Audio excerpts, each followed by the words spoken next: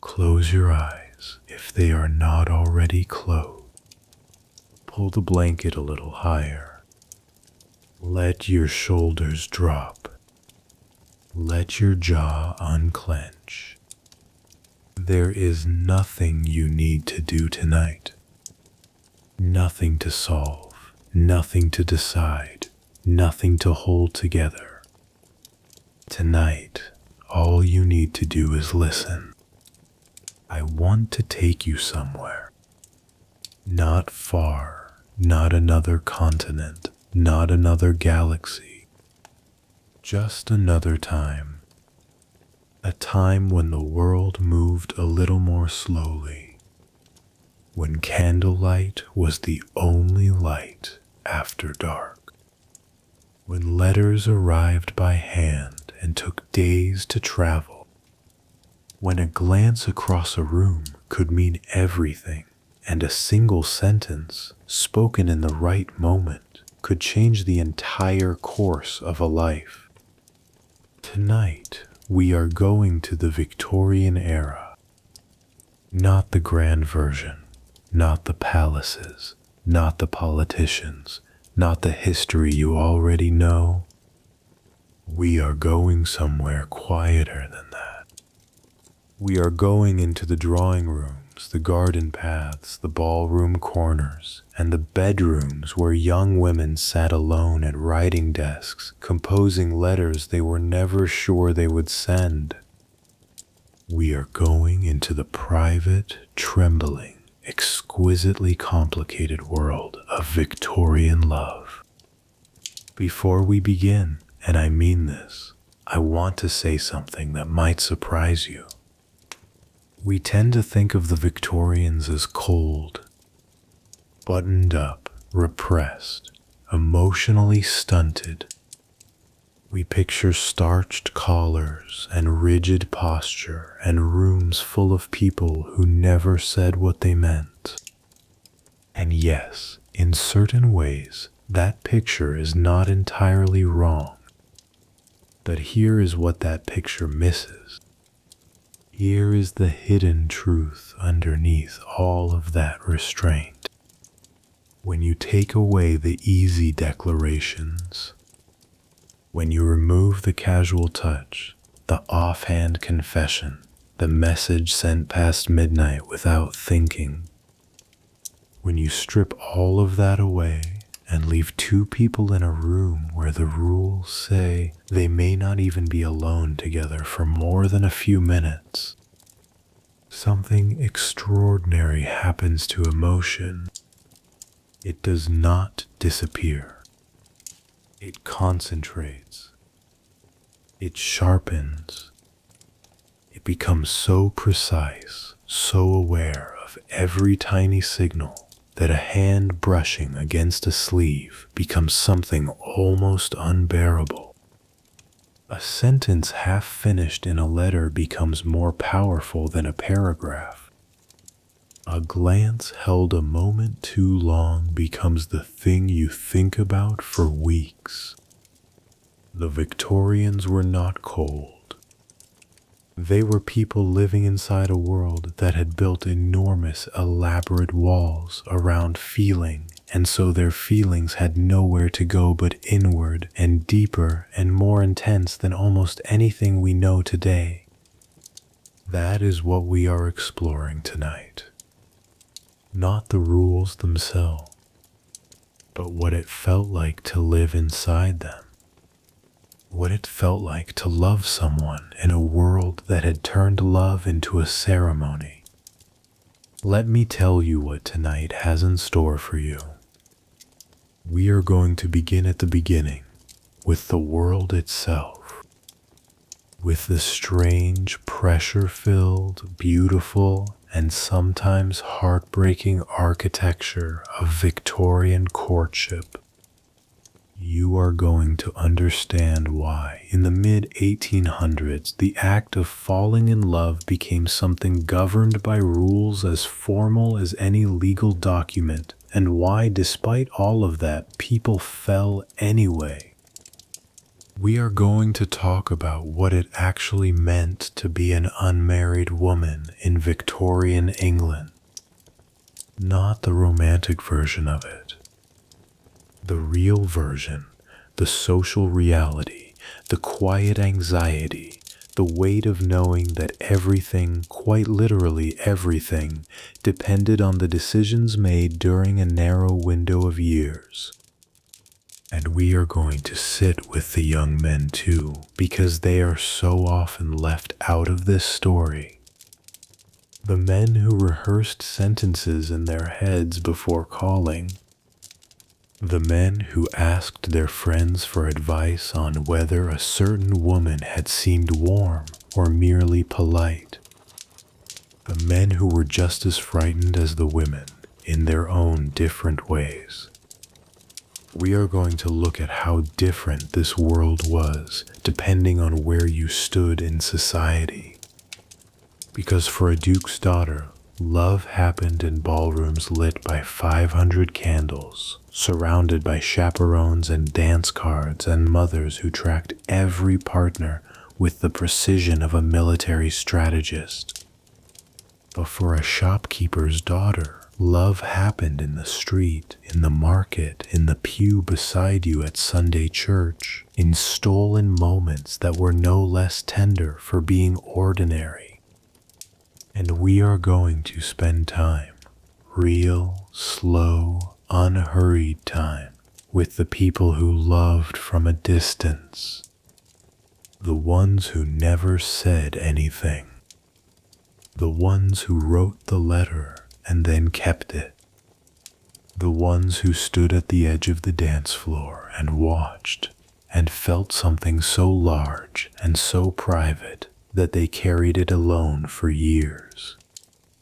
Because that too is a love story. And it is one the Victorians understood better than perhaps any era before or since. If this is the kind of history that calls to you, quiet, human, intimate, full of feeling, then I hope you will stay with Dreamy Ages. There are so many more of these stories waiting for you here.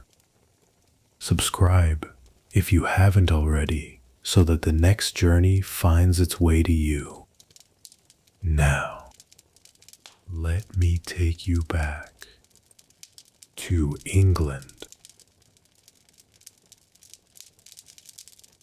Somewhere in the middle of the 19th century.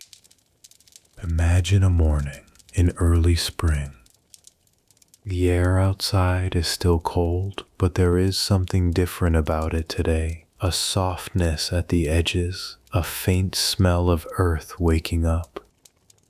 Inside a townhouse in London, a young woman is standing at her window. She is 18, perhaps 19. She has had her breakfast. She has done her hair. She has been told more than once this week that this is the season, this is the time. This is, in ways that no one states directly but everyone understands completely, the most consequential period of her life. She looks out at the street. She is waiting for something she cannot quite name. She does not know yet what it looks like. She only knows the word everyone uses. A match. A good match. As if love were a thing to be struck quickly and made to hold. To understand Victorian courtship, really understand it, not just as a set of quaint customs, but as a lived emotional experience, you need to understand the world that produced it. The Victorian era spans roughly from 1837, when Queen Victoria ascended the throne, to 1901, when she died. Those 64 years encompassed one of the most dramatic transformations in human history. England went from a largely agricultural society to the most industrialized nation on earth. Cities exploded in size.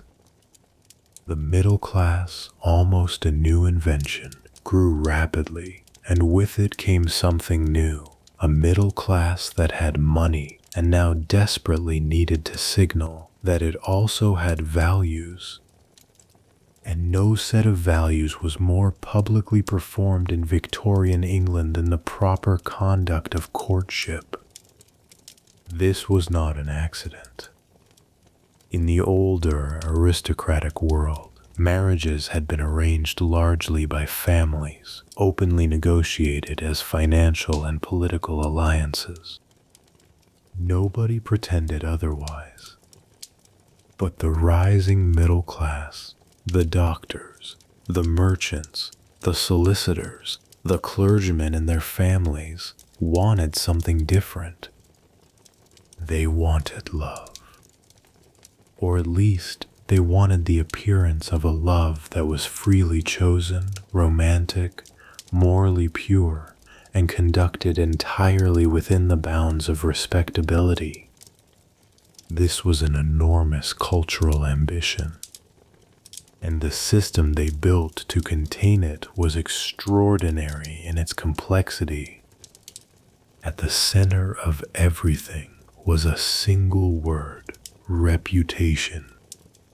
For a woman, reputation was not simply a social nicety. It was survival.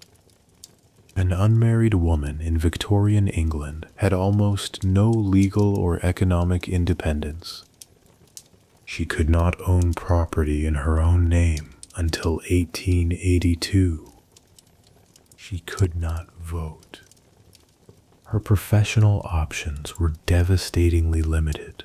Governess, perhaps, seamstress, companion to a wealthier woman. Marriage was not just desirable. For most women, it was the entire architecture of a future, which meant that the process of finding a husband had to be conducted with the seriousness and precision of a diplomatic negotiation. One misstep, one afternoon spent unchaperoned, one letter intercepted, one dance accepted from the wrong man, could shadow a woman's prospects for years. This is not melodrama. This is documented reality, recorded in the diaries and letters of women across the social spectrum. The stakes were real, and they shaped everything, every conversation, every glance, every carefully worded sentence in ways that are difficult for us to fully imagine from where we stand now. But here is what I want you to hold on to as we go through this. That weight, that seriousness, that knowledge that everything mattered. It did not kill desire. It did not silence longing. It did not produce a population of numb, careful people going through predetermined motions. It produced something much stranger and more interesting than that. It produced a world in which desire was everywhere and had to be everywhere hidden, and so it found its way out through channels so subtle and so refined that they constitute a kind of emotional art form. The language of flowers, which we will spend a great deal of time with later, was not a charming parlor game. It was a genuine system, a way of saying, wordlessly, across a crowded room, through the medium of a small bouquet pressed into a gloved hand, I think about you. I have not forgotten. I am waiting. Now, let us talk about the young men. Because the narrative of Victorian courtship so often places women at the center, as the ones being pursued, evaluated, selected, that it tends to render men as simply agents of that process, the ones who chose. But that is not the whole picture. Victorian men, especially young men of the middle and upper classes, were under their own considerable pressures. A gentleman was expected to be in a financial position to support a wife before he could seriously court anyone.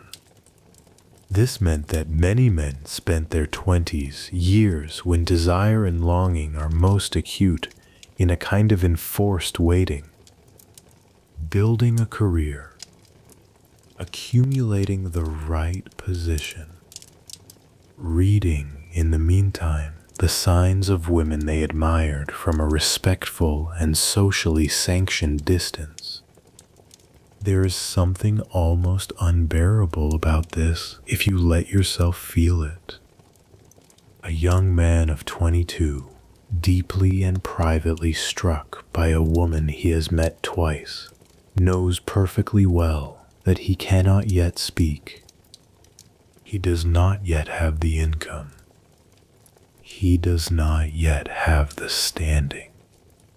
And she, meanwhile, is in the middle of her season. There are other men, other calls, other dances, other bouquets arriving at the door.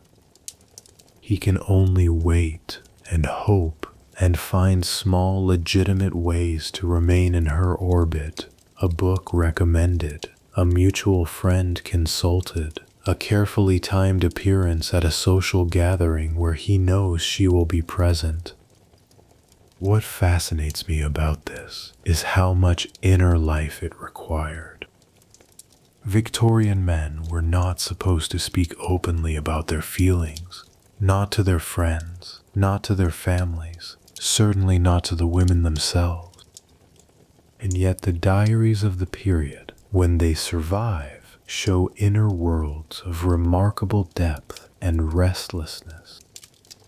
Men writing about women with the kind of attention usually reserved for poetry, noticing the exact shade of a dress, replaying a conversation word by word, trying to interpret from a single sentence whether there had been warmth or merely politeness. This is not the cold, buttoned-up Victorian. This is a person feeling everything, with nowhere to put it. The world we are entering tonight is divided, as Victorian England was divided in almost everything, by class. And the experience of courtship was profoundly different depending on where you stood in that hierarchy. For the aristocracy and the upper gentry, the system was the most formalized. There was the season, that famous annual migration of upper-class families to London, where unmarried daughters were formally introduced to society, attended balls and dinners, and were assessed, evaluated, and hopefully matched. This world had its own elaborate choreography, which we will step into in much more detail later. But for now, just hold the image, a world in which falling in love was supposed to happen in public, under observation, within a time frame, and according to rules so numerous and specific that entire books were written to help people navigate them. For the middle classes, the vast and growing middle that defined so much of Victorian life, the process was less theatrical, but no less governed by expectation. A man called on a woman at her family home. He was received or not. He was invited to return or not. He attended the same church, the same evening lectures, the same improving exhibitions. He was careful and polite, and waited for signals from the family as much as from the woman herself. And for the working classes, the world was different again. Here, The formal architecture fell away entirely. No drawing room to be received in, no season to attend, no chaperone with the leisure to accompany every outing. Courtship happened in the open world, in the brief spaces between long hours of work. And there was something in this directness that the Victorian middle class both looked down on and quietly envied. All of this, the rules, the class distinctions, the elaborate social performances, the private rivers of feeling flowing underneath, all of it was shaped by one overarching cultural idea. The Victorians believed with great sincerity that the home was sacred, and at the center of the home was the wife, and at the center of finding the wife was the courtship, which meant that courtship in their eyes was not a game. It was not entertainment. It was the founding act of civilization itself, which, if you think about it from their perspective, does explain why they surrounded it with so much ceremony. They were not being absurd. They were being, in their own way, reverent. They were treating the beginning of love as though it deserved to be treated seriously. And in that, at least, it is hard to entirely disagree with them. There is a young woman I want to imagine with you. She has no name in any history book because she is not famous. She is simply one of millions. She lives in a respectable household somewhere in England, a solicitor's daughter perhaps, or the child of a prosperous tradesman who has done well enough to employ 2 servants and send his daughter to a small private school. She is 20 years old. She is clever. She reads more than she is probably supposed to. She has opinions kept mostly to herself about things that women were not really supposed to have opinions about.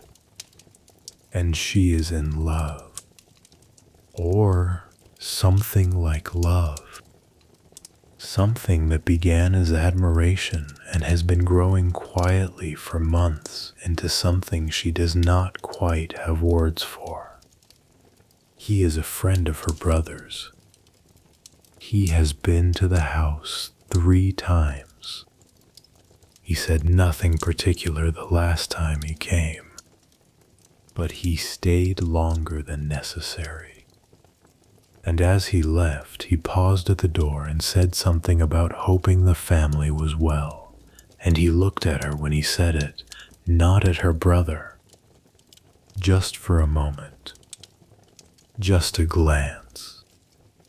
She has been thinking about that glance for 6 days. She has not mentioned it to anyone. What is there to say? It was a glance. He said the family was well, and yet she has thought about it for 6 days. This is the world we are in. A world in which a glance is enormous. A world in which 6 days of quiet thought about nothing at all is, in fact, a love story. And we are only at the beginning. The question that was quietly present in every Victorian household with an unmarried daughter was not simply who would she marry, but how. How would the right person appear? How would the right signals be exchanged? How would 2 people, separated by layers of social convention, by propriety, by the watchful presence of family and neighbors and a whole world of expectations, manage to find their way to each other? The answer, as we will discover, was through a system of such extraordinary ingenuity and delicacy that it amounts to one of the most fascinating social inventions in modern history. not through words most of the time. Words were too direct, too easy to misread, too easy to deny, too easy to use in ways that could cause damage. No, the Victorians communicated the deepest feelings through other channels entirely.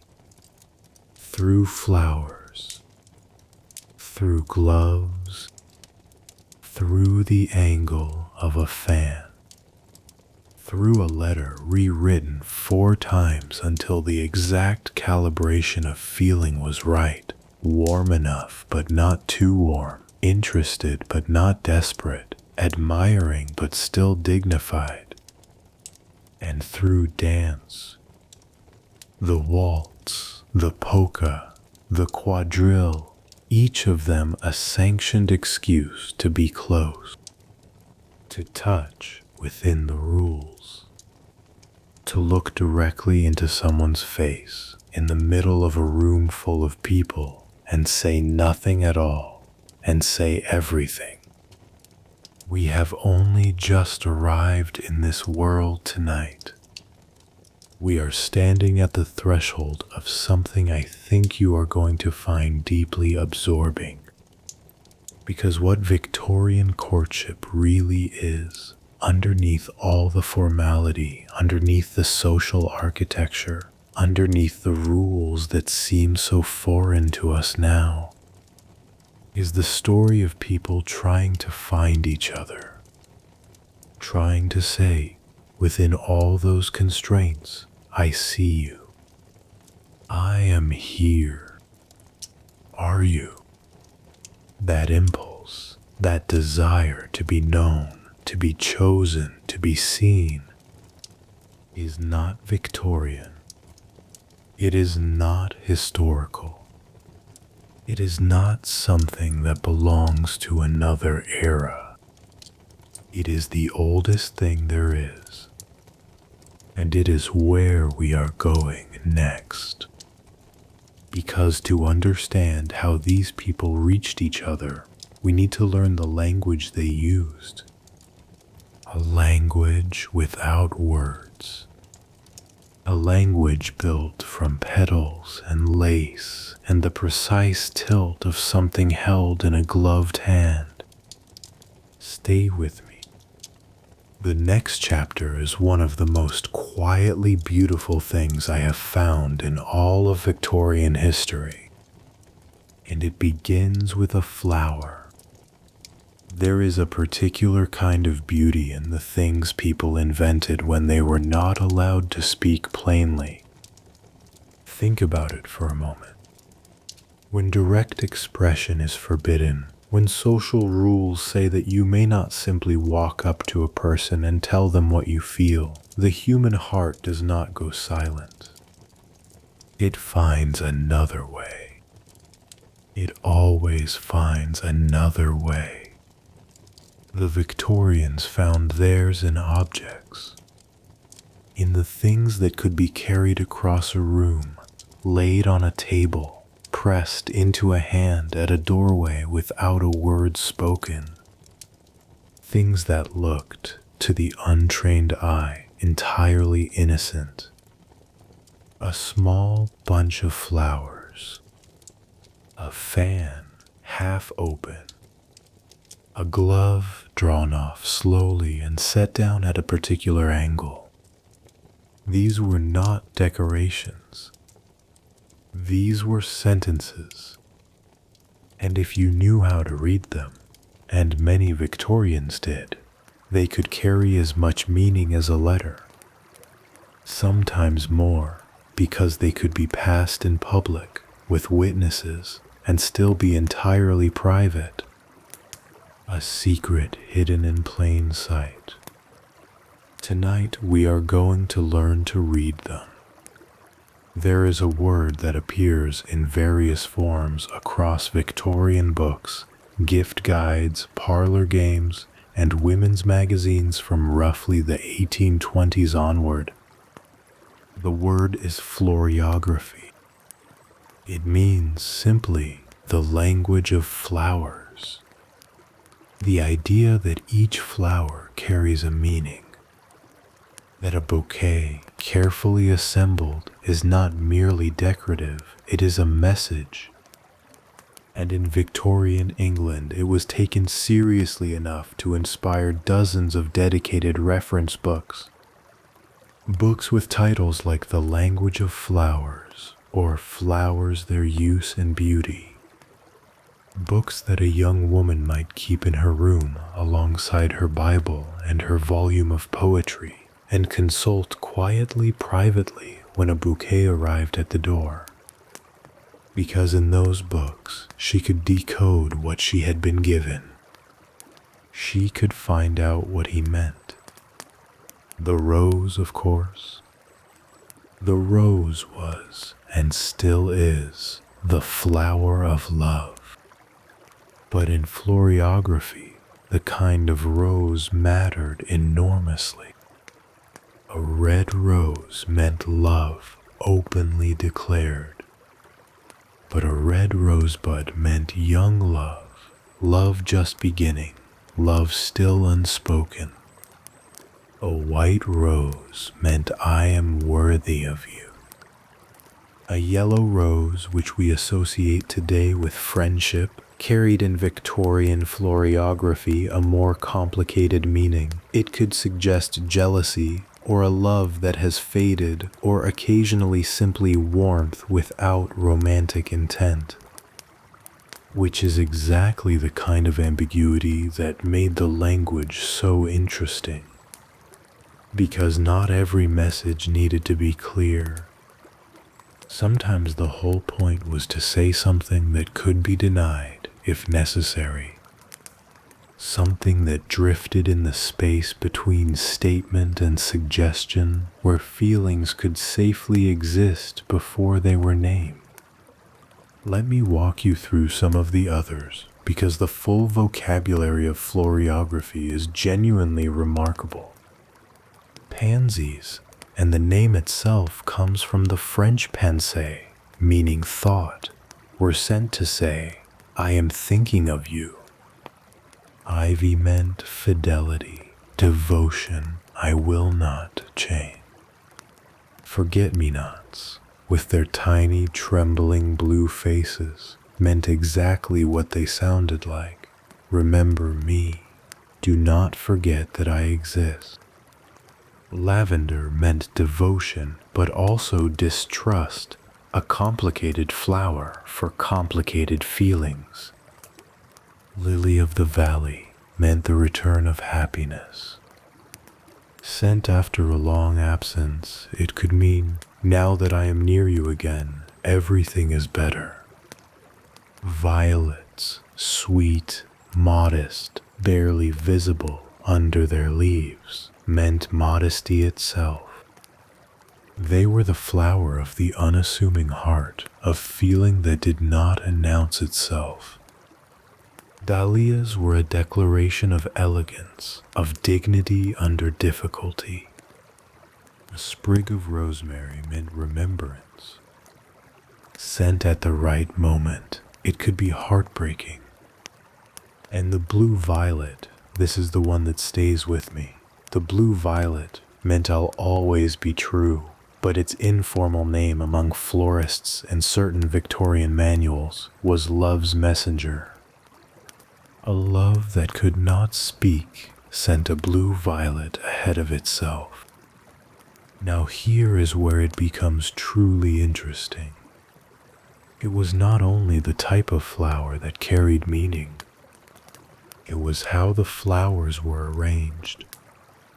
Whether they were tied with ribbon or loose, whether they were offered upright or inverted, whether they were presented with the right hand or the left. An upright bouquet held toward the recipient meant the sentiment expressed was directed at them. An inverted bouquet, flowers pointing downward, reversed the meaning entirely. A red rose offered upright, I love you. A red rose offered inverted, I do not love you.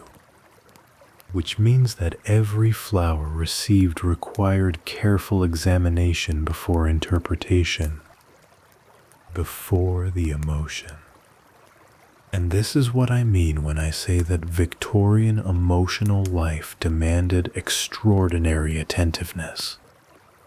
It required you to look carefully, to notice not just what you had been given, but how.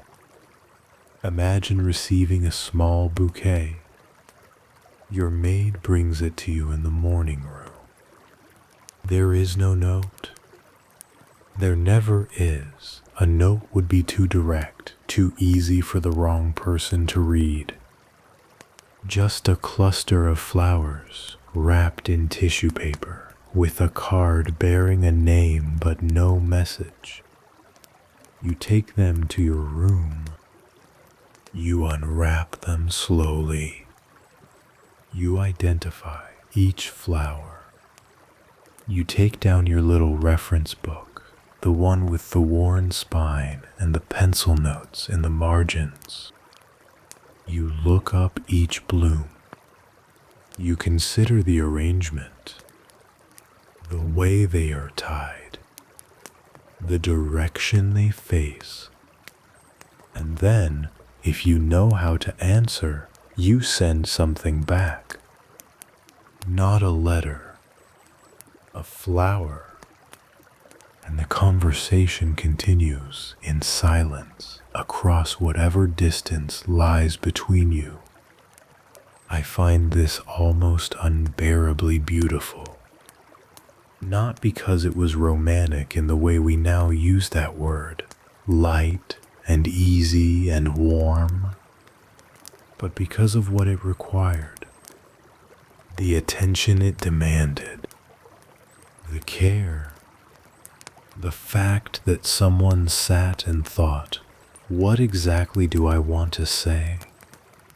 And then went out and found the precise botanical equivalent of that feeling. The language of flowers was most widely used in its complete form by the upper and middle classes, where women had the leisure to study it and the social life to put it into practice. But even among the working classes, simpler flower customs persisted. A sprig of heather tucked into a letter, a single flower left at a door, a bloom from the hedgerow pressed into a Bible and given as a keepsake.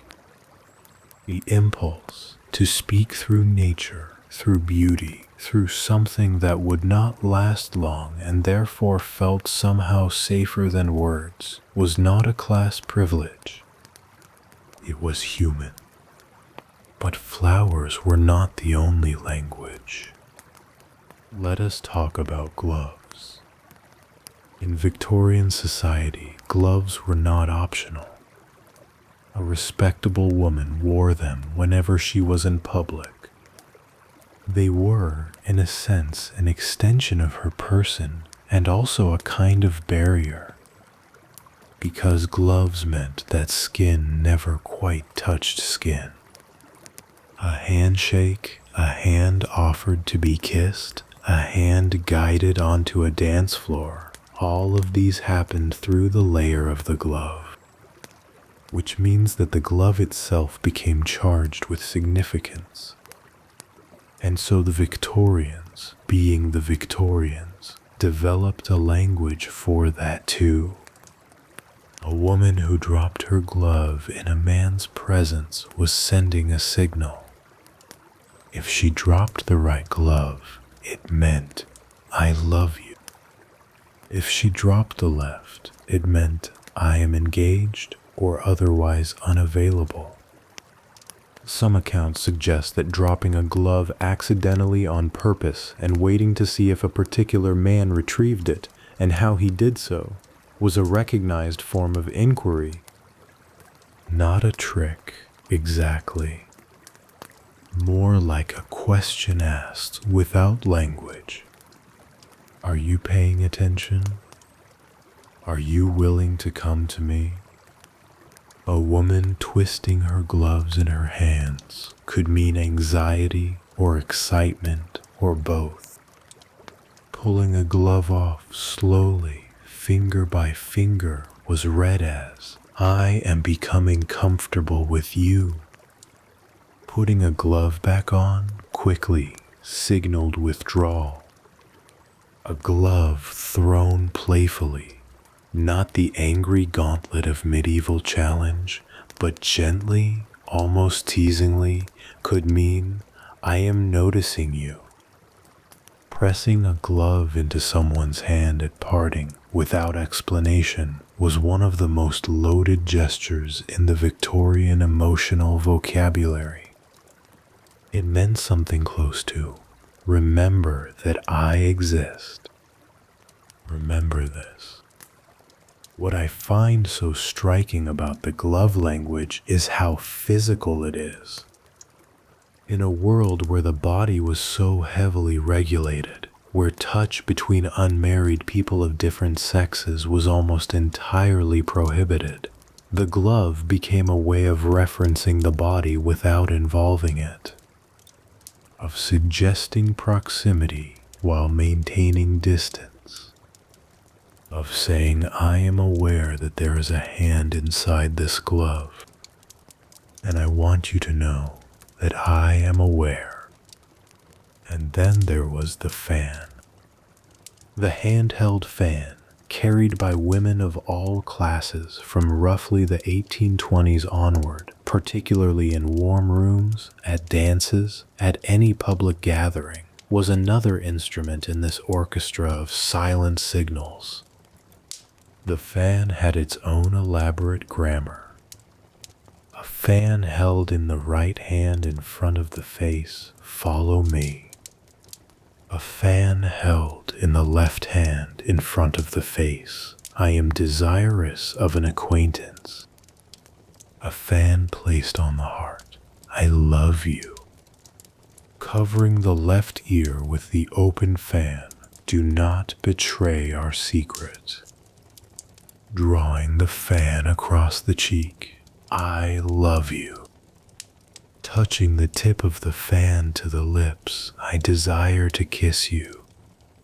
Which, in a world where a kiss between unmarried people was genuinely scandalous, was not a small thing to say.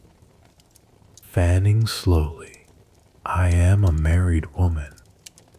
Fanning quickly, "I am engaged." A closed fan resting on the right eye, "When can we meet?" An open fan in the right hand, "Wait for me." Dropping the fan, "We are friends, nothing more." The precision of this system, the specificity, is almost comic until you remember what it was for. It was not a game. It was a real communication system used by real people in real rooms, navigating real desires that they were absolutely not allowed to express directly. The fan said things the mouth could not. And everyone in that room, everyone who mattered, understood the grammar. There is a story I want to tell you, not documented in any official record, but so consistent with everything we know about Victorian practice that I believe it in the way I believe in Reconstruction. Imagine two people at a musical evening. Not a ball, something smaller, more intimate. A dozen guests in a well-lit sitting room, a young woman at the pianoforte playing something slow and pretty, everyone else arranged on chairs or standing near the walls. He arrived late. She saw him before he saw her. She continued listening to the music, her fan open in her lap. When he found her with his eyes, and he did find her, she noted this.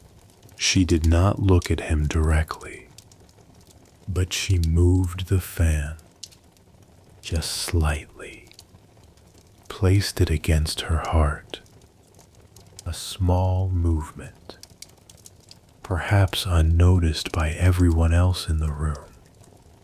He looked away. He spoke to the host. He accepted a glass of something.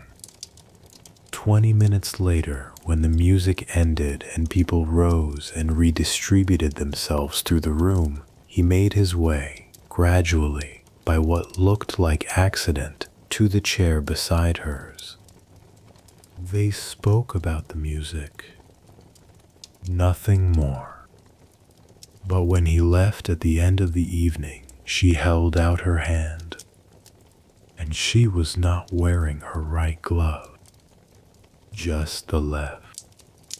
And he took her bare hand, just for a moment, just long enough, and said he hoped she had enjoyed the evening. And that was all.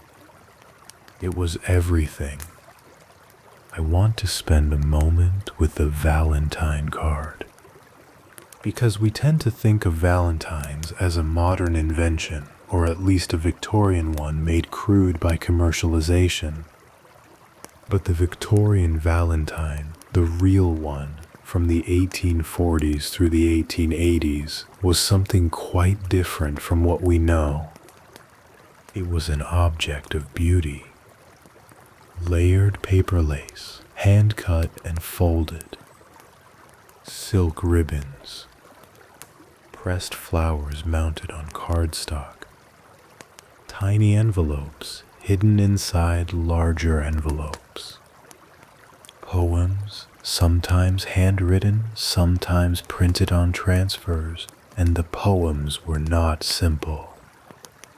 They were serious attempts at sentiment, at expressing through someone else's language a feeling the sender could not quite assemble in their own words. What strikes me about the Victorian Valentine is how much care went into it. This was not something you bought and signed in 30 seconds. This was something you thought about, something you assembled. The act of sending it was almost as meaningful as what it said, because the effort itself was a declaration. I spent time on this. I spent time thinking about you. And if the recipient understood the language of flowers, if they recognized that the roses on the card were red, the forget-me-nots were blue, the small sprig of ivy was real and pressed, then they received not just a card but an entire statement, one that could be read and reread, and sometimes kept forever. There is a poignancy to florography that becomes clearer the longer you sit with it, because it was always a language of approximation. It could say, I am fond of you. It could say, I am thinking of you. It could gesture toward, I love you, if you understand what I mean and if you feel the same. But it could never say the thing with complete certainty. It always left room for withdrawal, for the message to be misunderstood or pretended to be misunderstood if the feeling was not returned. And this ambiguity was, in a sense, merciful. It allowed people to reach toward each other without fully committing to the exposure of a direct declaration. If I send you a red rosebud and you do not respond, or respond with a simple thank you with no flower in return, I have not been rejected. Not officially. I have not been humiliated. I have simply been not understood, and I can carry that uncertainty far more easily than I could carry a clear refusal. What this tells us is that the language of flowers was not just romantic. It was protective. It was built to allow people to love carefully, to test the water before they leapt, to say something profound while still being able to take it back. In that, it is more psychologically sophisticated than we often give it credit for. But we should be honest about the limits of this system too. Not everyone knew it fluently. Reference books disagreed. The meaning of a flower in one manual was sometimes the opposite in another. There were regional variations. There were personal inventions, flowers whose meanings had been privately agreed upon between two particular people, existing outside any printed guide, which meant that a bouquet, assembled with the most careful intention, could be entirely misread, could arrive meaning one thing and be interpreted as another, and the sender would never know, would only know that the answer, in whatever form it came or did not come, did not feel quite right. A small private tragedy, repeated thousands of times in the Victorian era. Two people reaching toward each other in the dark, in a language that was beautiful but imprecise. Sometimes their hands found each other. Sometimes they just missed. There is one more object I want to tell you about before we leave this world of silent signals. It is perhaps the humblest of all the things we have discussed tonight, and also in some ways the most moving. The tussie-mussy. A small, tight posy of flowers, often wrapped in a paper cone or a holder of filigree silver, just large enough to carry in one hand. Women carried them at social events. They served the obvious practical purpose of providing a pleasant scent in rooms that, for all their elegance, were often stuffy and warm. But the tussie-mussy was also a carefully constructed message. A woman who received one examined it with the same attention she would give a letter. Every flower chosen, every placement deliberate. What was at the center, the heart of the posy, was the most important flower, the one that carried the central emotion. The outer ring provided context, shade, nuance, and sometimes, tucked into the holder, beneath the blooms, there was something else. A small folded paper, a word or two written in ink. Not a letter, not a declaration, just, "I thought of you when I saw these," or "carry these tonight and think of me," or simply "remember." And she would carry it through the evening, the scent of it around her, knowing what it meant, feeling through the medium of petals and paper a presence that could not be beside her, a feeling that could not be spoken, a love that had not yet found its words. Soon we are going to step out of these quiet, private spaces.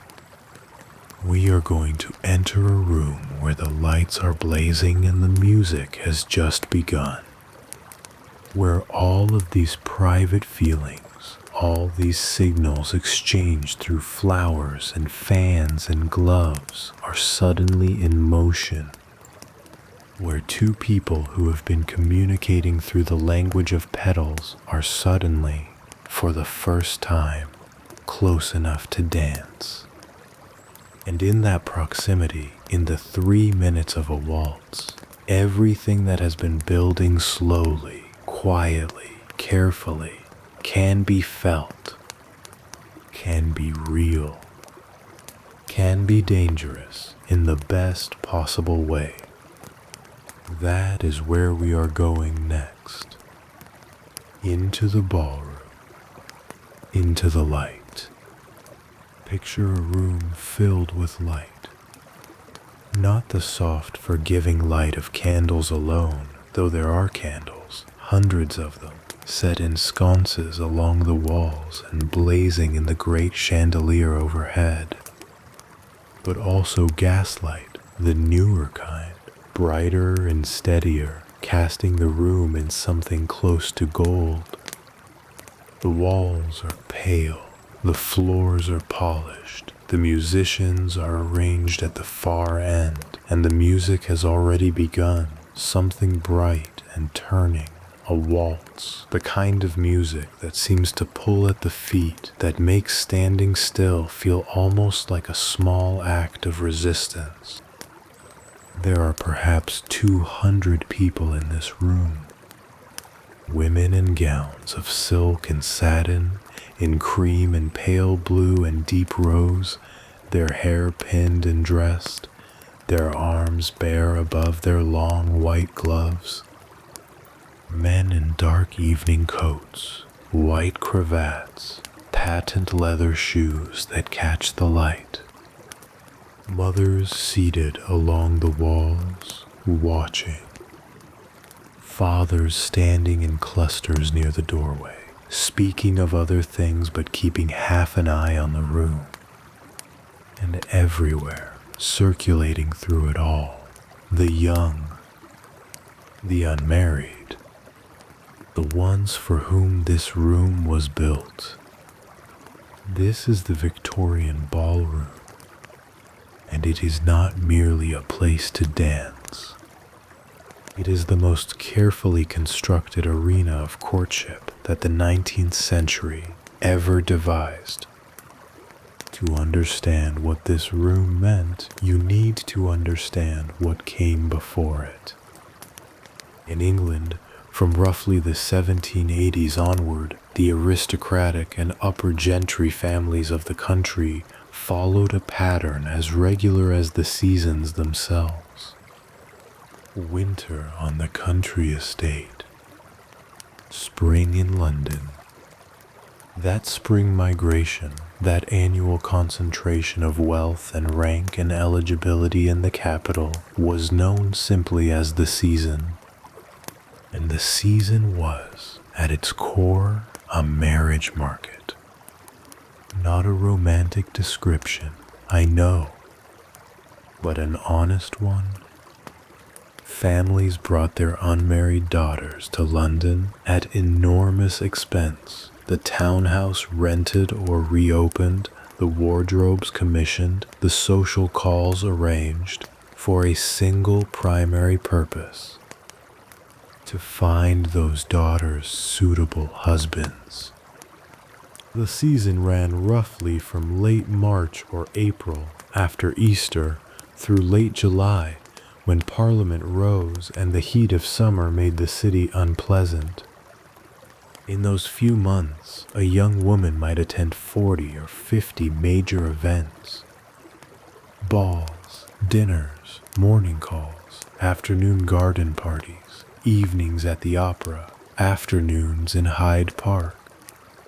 All of it public, all of it observed, all of it, in a sense, auditioned.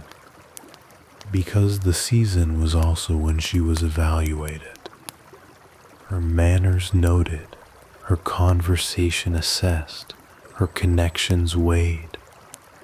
Her appearance, her grace, her ability to be charming without being too bold, modest without being dull, all of it considered, discussed, and remembered by the network of mothers and matrons who effectively governed the social world. What fascinates me about the season is how much pressure it concentrated into such a short time. 3 months. Sometimes 3 months in which the entire trajectory of a young woman's life would be set. It was thrilling, almost certainly. And it must also have been absolutely terrifying. At the formal heart of the season was the presentation at court. A young woman of the right family, upper class, of good standing, would be formally presented to the monarch as a signal that she had entered society. She was, in the language of the time, making her debut, being brought out. After the presentation, she was officially on the marriage market. She could attend the grand balls, accept the calls of eligible men, be considered. She wore white, always white, for her first season. The color of purity, of beginning, of something not yet decided. It must have been both beautiful and strange to put on that white gown and know exactly what it meant. To walk into a room and understand that every person in it had in some sense come to look at you. Not cruelly, not as spectacle exactly, but as possibility. As a young person at the start of something, the most important something of her life. The ball itself, the formal ball of the season, was a masterwork of social engineering. Everything was arranged with a purpose, even when it did not look like it. Let us walk through it together. A young woman arriving at a ball had, in most cases, a dance card. This was a small card, sometimes beautifully made, with a pencil attached by a silk cord, listing all the dances of the evening. A waltz, a polka, a quadrille, another waltz. Each line blank. Each line waiting for a name. The filling of the dance card was its own negotiation. A man who wished to dance with a particular woman had to request the honor. He approached her, or her mother, or her chaperone, and asked whether she might be free for, say, the third dance. She might say yes. She might say she was already engaged for that one, but the fifth perhaps. She might say she was very sorry, she was quite full for the evening. This last was the most elegant of rejections. Impossible to argue with. Impossible to pursue without being gauche.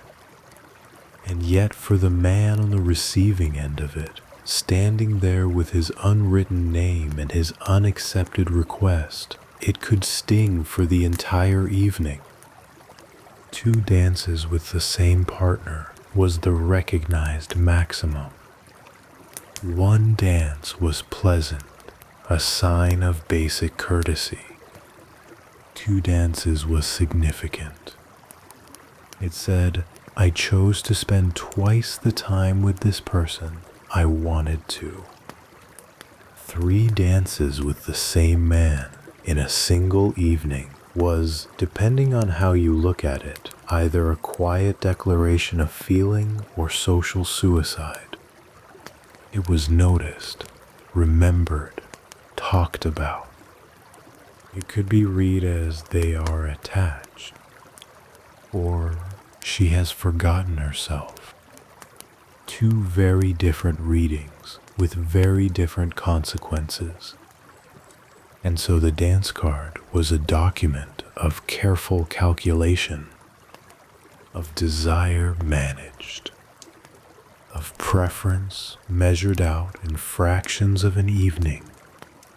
A woman might have 6 dances spoken for by 6 different men, and only one of those dances, one particular name on that card for one particular waltz, mattered to her at all. But all 6 names would be there. because showing preference too openly too early was not permitted. Let us talk about the waltz itself, because the waltz was not simply a dance. When it first appeared in English ballrooms in the early 19th century, it was considered scandalous. Not metaphorically scandalous, genuinely shocking. Because in the waltz, a man placed his right hand on a woman's waist. Not her hand, her waist. And they faced each other. And they moved together. In public. In 1816, a piece in the Times described it as a dance so indecent it would scarcely be tolerated in a private room. Lord Byron wrote about it critically. And yet, within a generation, it was everywhere. Because it was irresistible. Not despite its closeness, but because of it. Here, within the rules, within the approved structure of the ballroom, under the eyes of every chaperone in the room, two people could be close. Really close.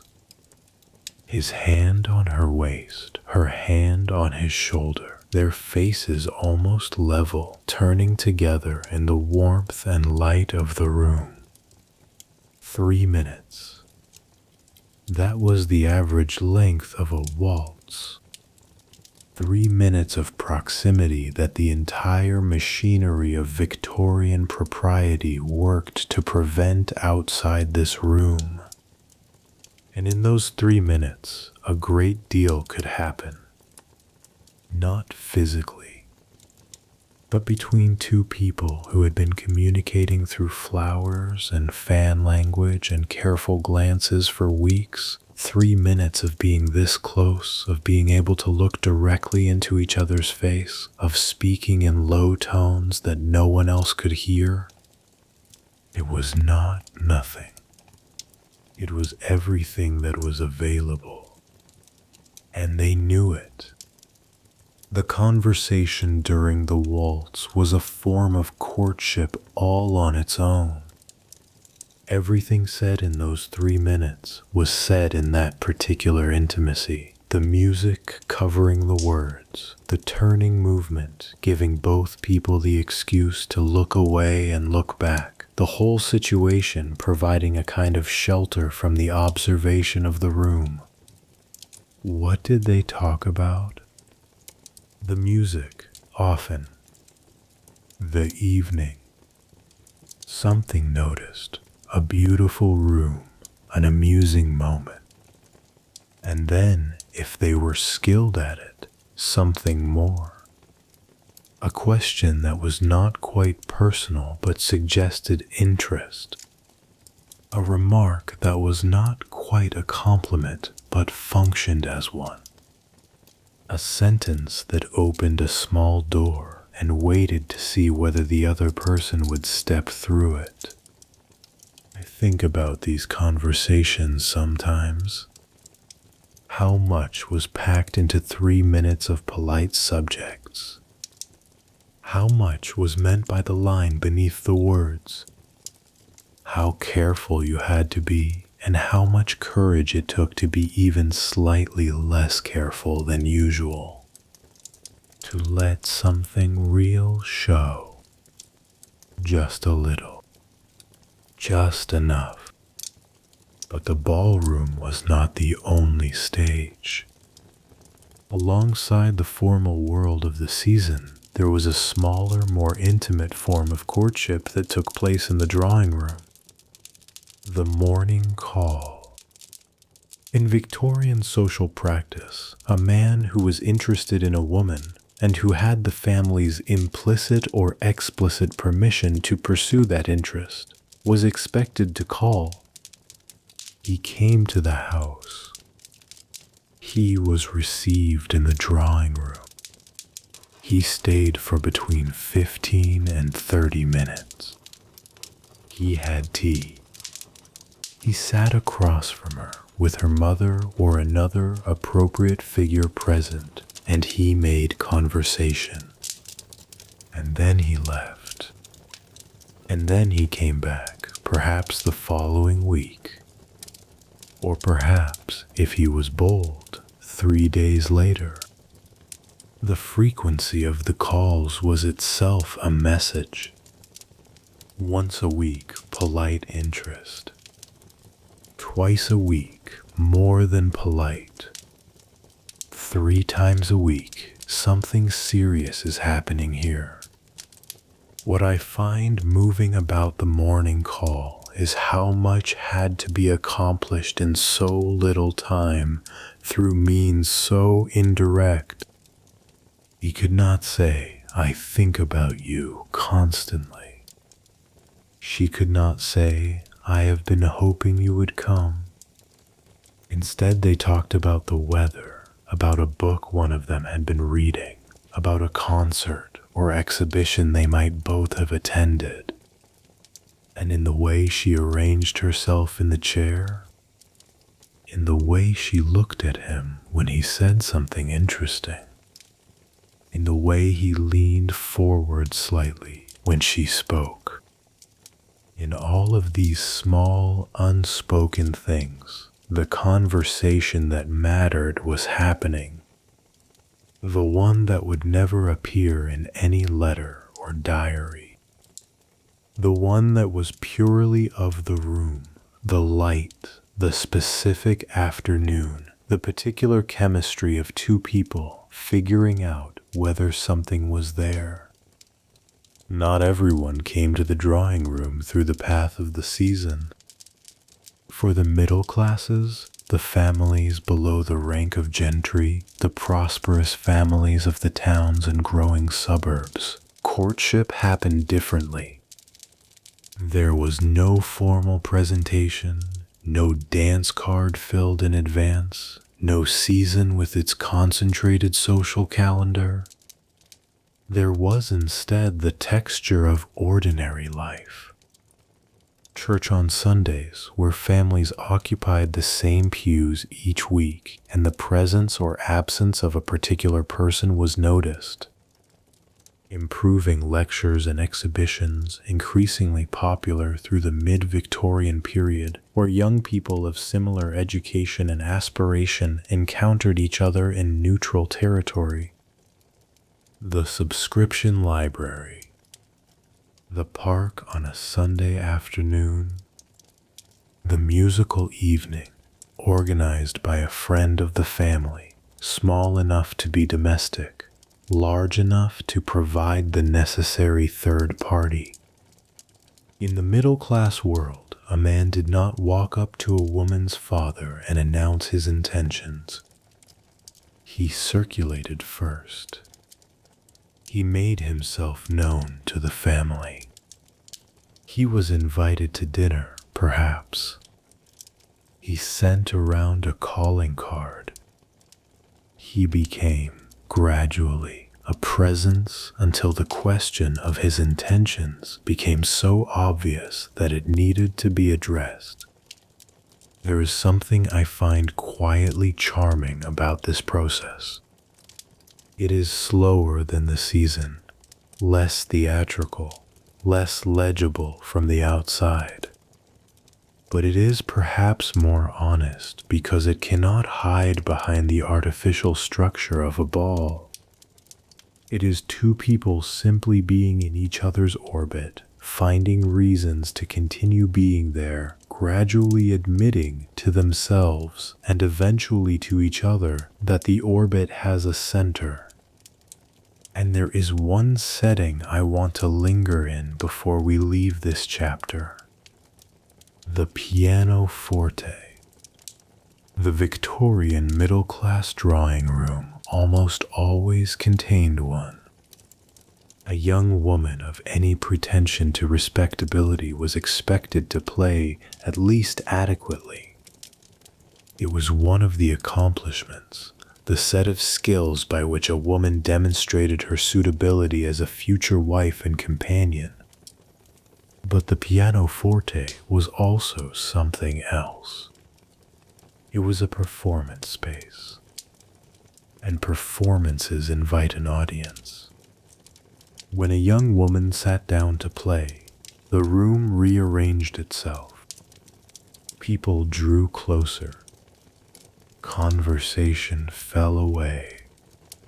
And the person who stayed closest, who stood near the instrument, who turned the pages, that was significant.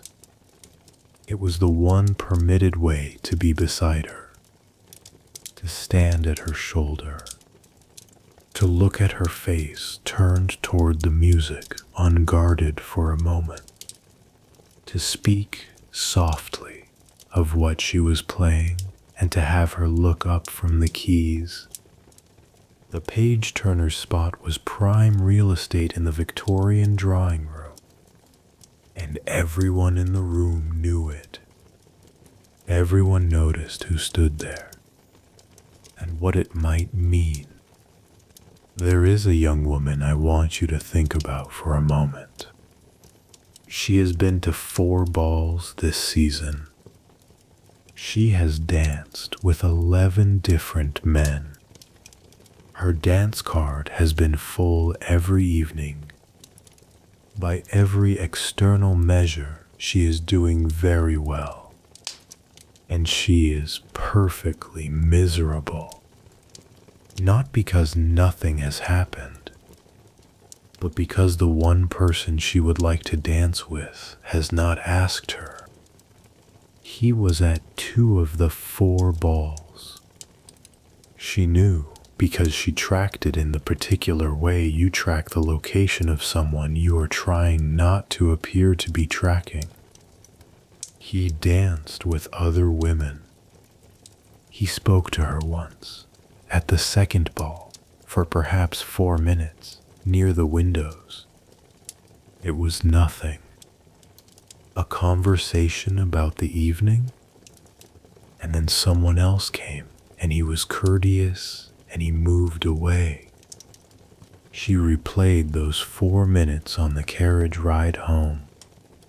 She replayed them in bed.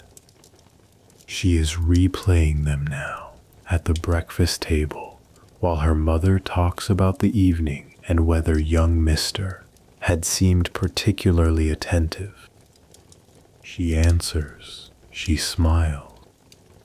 She thinks about 4 minutes by a window. This is what the ballroom contains, alongside all its brilliance and music and social machinery. This is what it produces, alongside the matches and the contracts and the successful negotiation.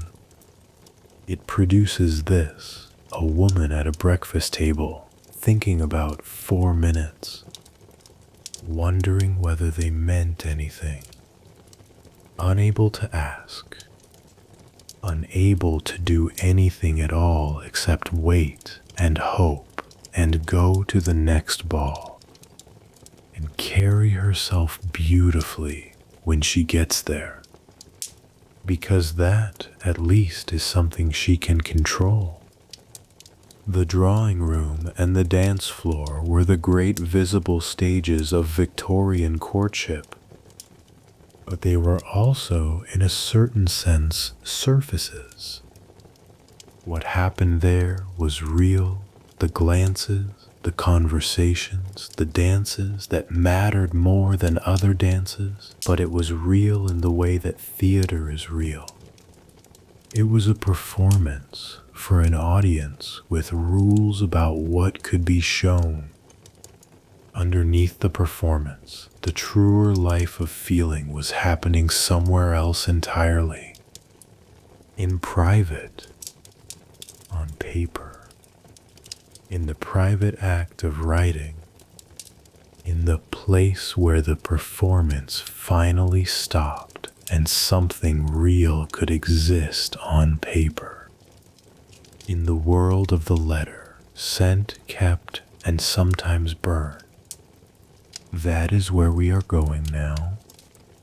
There is a particular kind of quiet that belongs only to late night.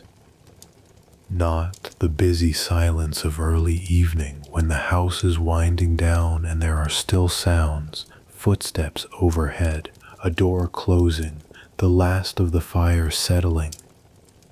This is later than that. This is the quiet that arrives when everyone else is asleep. When the world outside the window has gone still. When the only light is the one you made yourself. In Victorian England, a young woman writing a letter by candlelight in the small hours was not an unusual figure. She was, in fact, a very common one, because letters were the medium of the inner life. Not journals, though those existed too. Not conversations, which were always at risk of being overheard, misremembered, used against you. Letters. The letter was the one space in Victorian society where a person could say what they actually meant, where the careful social performance could just slightly come undone, where something real could exist on paper, even if it never existed anywhere else. Now let us sit with those letters, the ones that were sent, the ones that were not, and the ones that were written and then burned so that the words would belong only to the moment and never to the morning. Letter writing was, in Victorian England, a serious skill. It was taught. There were etiquette manuals devoted entirely to it. Books that instructed the reader not just in grammar and spelling, but in the precise calibration of tone, how warm was appropriate, how formal was required, how to express feeling without expressing too much. Because too much feeling in a letter was dangerous. A letter could be read by the wrong person. It could be kept and used later as evidence of something. It could be shown, shared. Its words could travel far beyond the one pair of eyes it was intended for. And so the Victorian letter, even the love letter, was a careful document, a precisely engineered piece of communication in which meaning was often delivered not in what was said but in how it was said, in the word choices, in the small departures from formality, in the fact that a letter, which began with "Dear Miss" and ended with "Yours sincerely," might contain, in the middle paragraphs, a sentence so tender that it stopped the breath, and the reader would read that sentence again and fold the letter along its creases. And no, the stationery itself mattered. A letter arrived not just as words, but as an object. The quality of the paper, thick and cream-colored, or thin and economical, or tinted a soft blue. The watermark, if there was one. The ink, black usually, or dark blue, in the careful hand of someone who had been taught penmanship as seriously as arithmetic. The seal, a wafer of colored wax pressed with a ring, or a small personal seal, in the design of a flower, or a monogram, or something that meant something only to the writer. To receive a letter from someone was to receive something they had touched, something that had passed through their hands, the wax they had pressed with their own finger. This was not nothing. In a world where touch between unmarried people was almost entirely forbidden, a letter was the closest thing to physical presence that the post could carry. What strikes me is how conscious people seem to have been of this. Diaries of the period record the receipt of letters with the same quality of attention given to visits, to dances, to significant encounters. The envelope arrived. The seal was broken. The paper unfolded. And then the words. The handwriting, familiar or not yet familiar, careful or slightly hurried, the loops of particular letters that you would come to recognize as surely as a voice. Let me tell you about the rules of correspondence between unmarried men and women. Because there were rules. Strict ones. An unmarried woman was not supposed to receive letters from a man who was not a relative without her parents' knowledge. And she was certainly not supposed to respond to such letters without permission. This meant that any letter from an admirer that arrived at the family home was likely to be seen, or at least its existence noted, by her mother.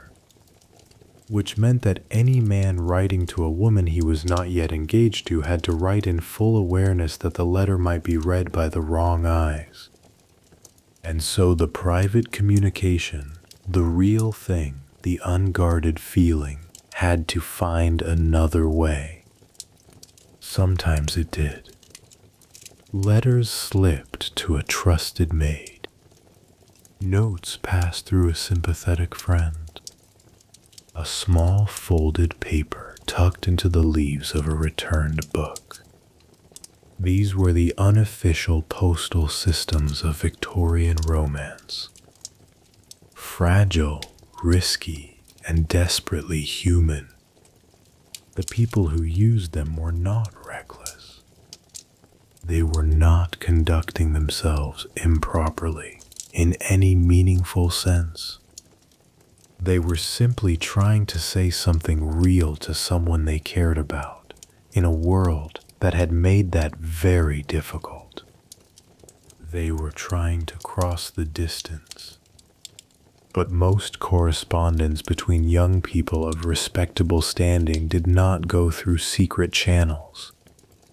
Most of it went through the front door properly, and was properly conducted, and was, nevertheless, full of meaning. Because the etiquette of letter writing was also, in the right hands, a language.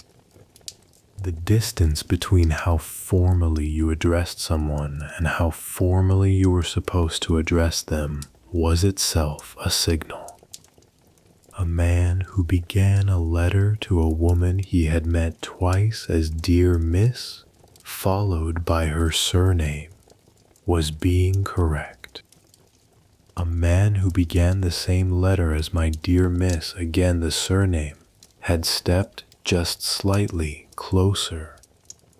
My dear, on its own, was reserved for intimacy, for people you had known long enough to have earned it. Using it prematurely was not an error, exactly. It was a declaration, a small one, easily retreated from if the feeling was not returned, but unmistakable to the person who received it. Just as unmistakable as a fan placed against the heart. Now, let me take you somewhere the history books often overlook, away from the ballrooms and the drawing room, away from the season and the formal calls and the carefully composed letters on cream stationery. Let me take you to the street, to the Sunday afternoon park, to the church pew on a cold November morning, two people sitting close together in the family's usual row, their arms not quite touching, their breath visible in the cold air. Working-class courtship in Victorian England was, in many ways, an entirely different world. Not because working class people felt differently. They did not. They fell in love with the same intensity, the same hope, the same terror of rejection. But the architecture of their lives did not include drawing rooms or dance cards. It included long hours at the mill or the shop or the factory. Brief pockets of free time, Sunday mostly, and the occasional Saturday half-day as the century progressed. And a social world that was conducted almost entirely in the open air or in public spaces rather than behind the closed doors of private home. For a working class couple, courtship happened in the world as it actually was. He walked her home. He waited for her outside the factory gates. He found reasons to be at the market on the same morning she would be there. He brought her a small thing, not flowers usually, which were too expensive and too formal. Something simpler. A paper of sweets. A small trinket from a fair, a ribbon in a color she had admired. These gestures were no less romantic for being ordinary. They were, in some ways, more direct, more embodied than the elaborate choreography of the upper classes, because they did not require a system to decode. They were simply, I thought of you. I brought you something. I am here. And yet working class courtship carried its own pressures. Different ones, but real ones. A young working woman was, in some senses, more physically free than her upper class counterpart. She could walk out unchaperoned, could be seen in public with a young man without triggering immediate social catastrophe. But she had less financial protection than the upper-class woman. She could not afford, in any sense of the word, to make a mistake. A woman who was seen as having loose morals, even if the perception was entirely unjust, faced consequences that could follow her through every subsequent attempt at employment, at lodging, at community standing. The pressure, in other words, was different in its form, but similar in its weight. And so even in the world of the factory gate and the Sunday park, there was caution. There was looking around before a hand was taken. There was awareness of who was watching and what they might say. Because reputation, though it looked different in a terraced street than in a Mayfair townhouse, was still the currency everyone had to spend carefully. The middle classes sat between these two worlds, as the middle classes always do. They had aspiration. They wanted to conduct themselves with the dignity of the upper classes, but they also had a different physical reality. Smaller houses, less staff, less time, and a courtship culture that was consequently more informal than the upper class ideal, but more rule governed than actual working class practice. For middle-class families, the social event of the local church was enormously important. Sunday service, and the social hour after it, was one of the few settings where unmarried young people could encounter each other in a supervised but relatively relaxed environment.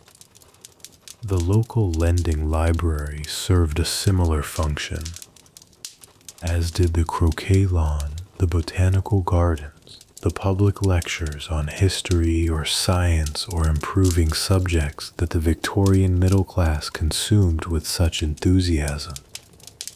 These were not officially courtship venues, but they were. and everyone knew it.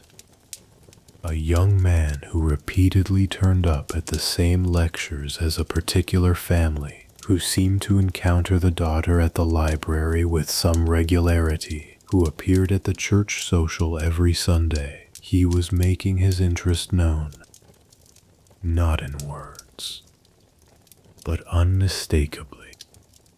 Now, I want to talk about the people who never made their interest known. Not because they did not feel it, but because they could not. Because something stood in the way. The wrong class sometime.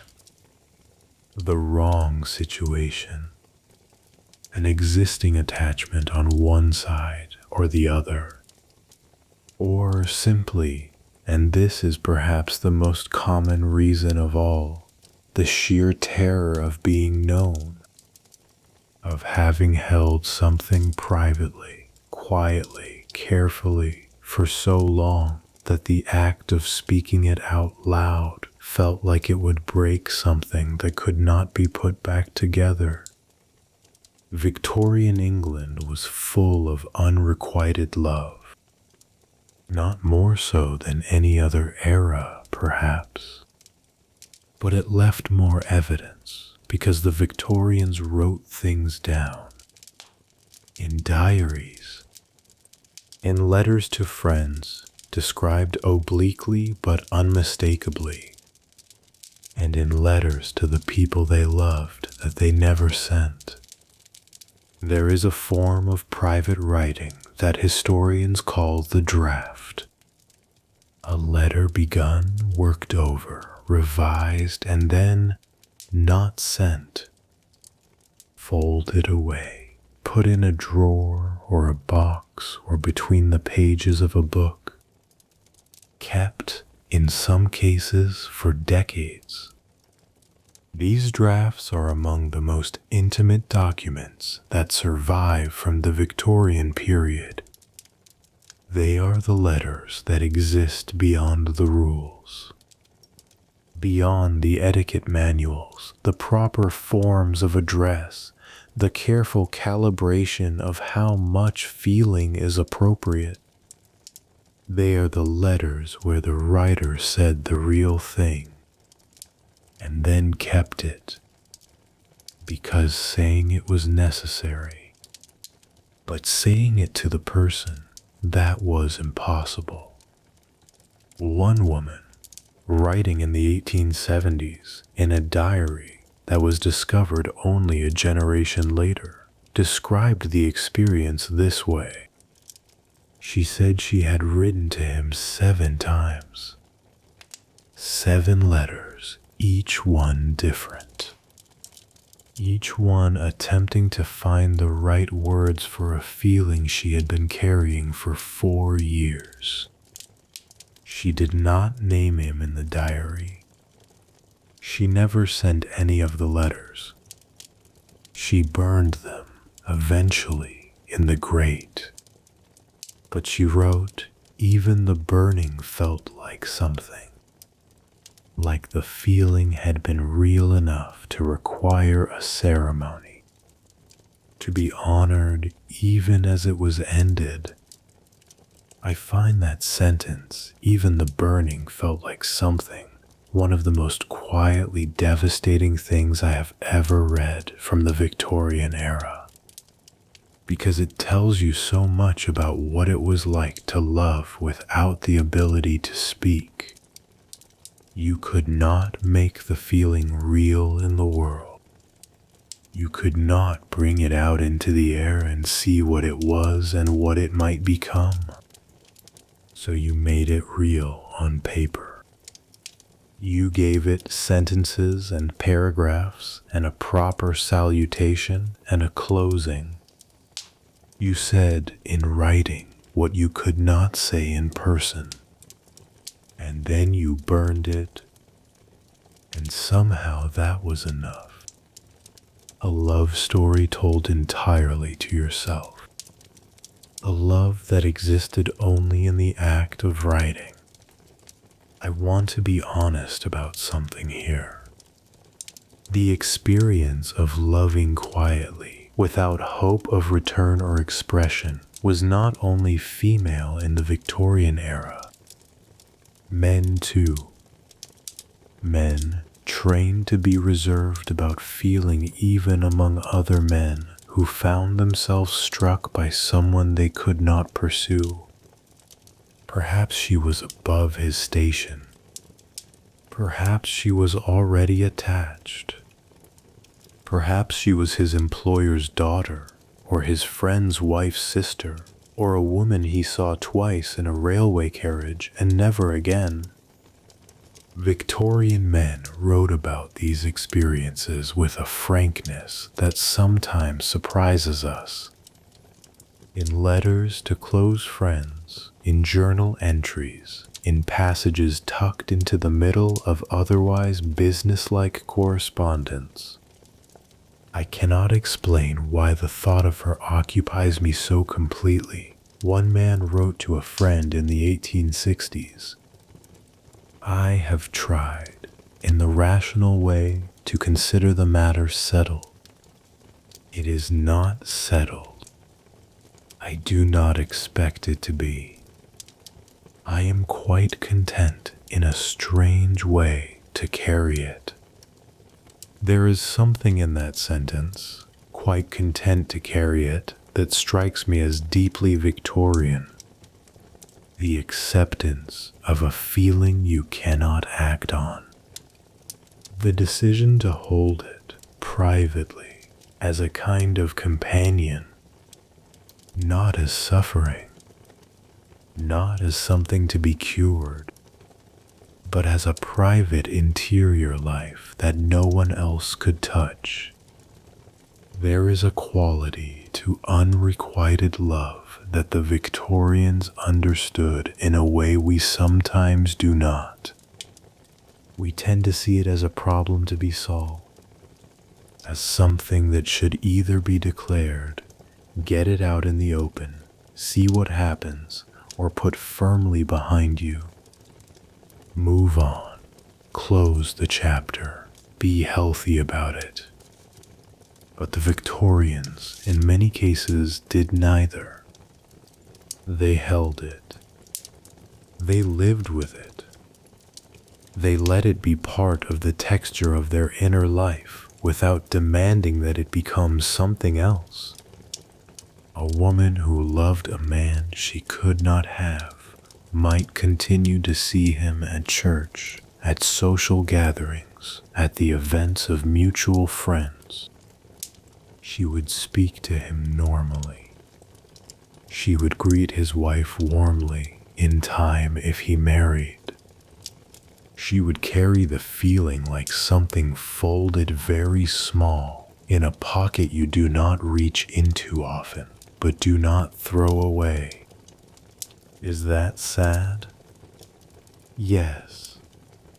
But it is also a form of fidelity to feeling. A refusal to pretend that the feeling did not exist or did not matter. A decision to say this was real, even if it is never spoken, even if it is never returned, even if it lives and dies in a single room, in the dark, on paper that no one else will read. It was real. Letters did get sent, of course. Not all of them were kept. Not all of them were burned. Some were dispatched with trembling hands and received and answered. And the exchange that followed, the back and forth of letters between two people who were beginning to understand that they mattered to each other, was one of the great textures of Victorian romantic life. Because letters allowed something that in-person conversation did not. They allowed revision. You could write a sentence and then cross it out. You could read back what you had written and decide whether it was too much. You could take 3 days to respond, not because you did not know what to say, but because you wanted to say it right. And the person who received your letter could read it alone, in private, without having to manage their expression, without having to respond immediately. They could sit with it, think with it, feel whatever they felt without an audience. And then, when they were ready, they could answer. There is an intimacy to letter writing that is entirely different from conversation. It is slower. It is more considered. It creates a record, a thread of language that can be held, reread, preserved. A love conducted primarily through letters has a different texture from one conducted in person. It has more poetry in it sometimes, more deliberateness, more consciousness of the weight of words. The letters that survive from Victorian courtships are among the most beautiful documents in the English language.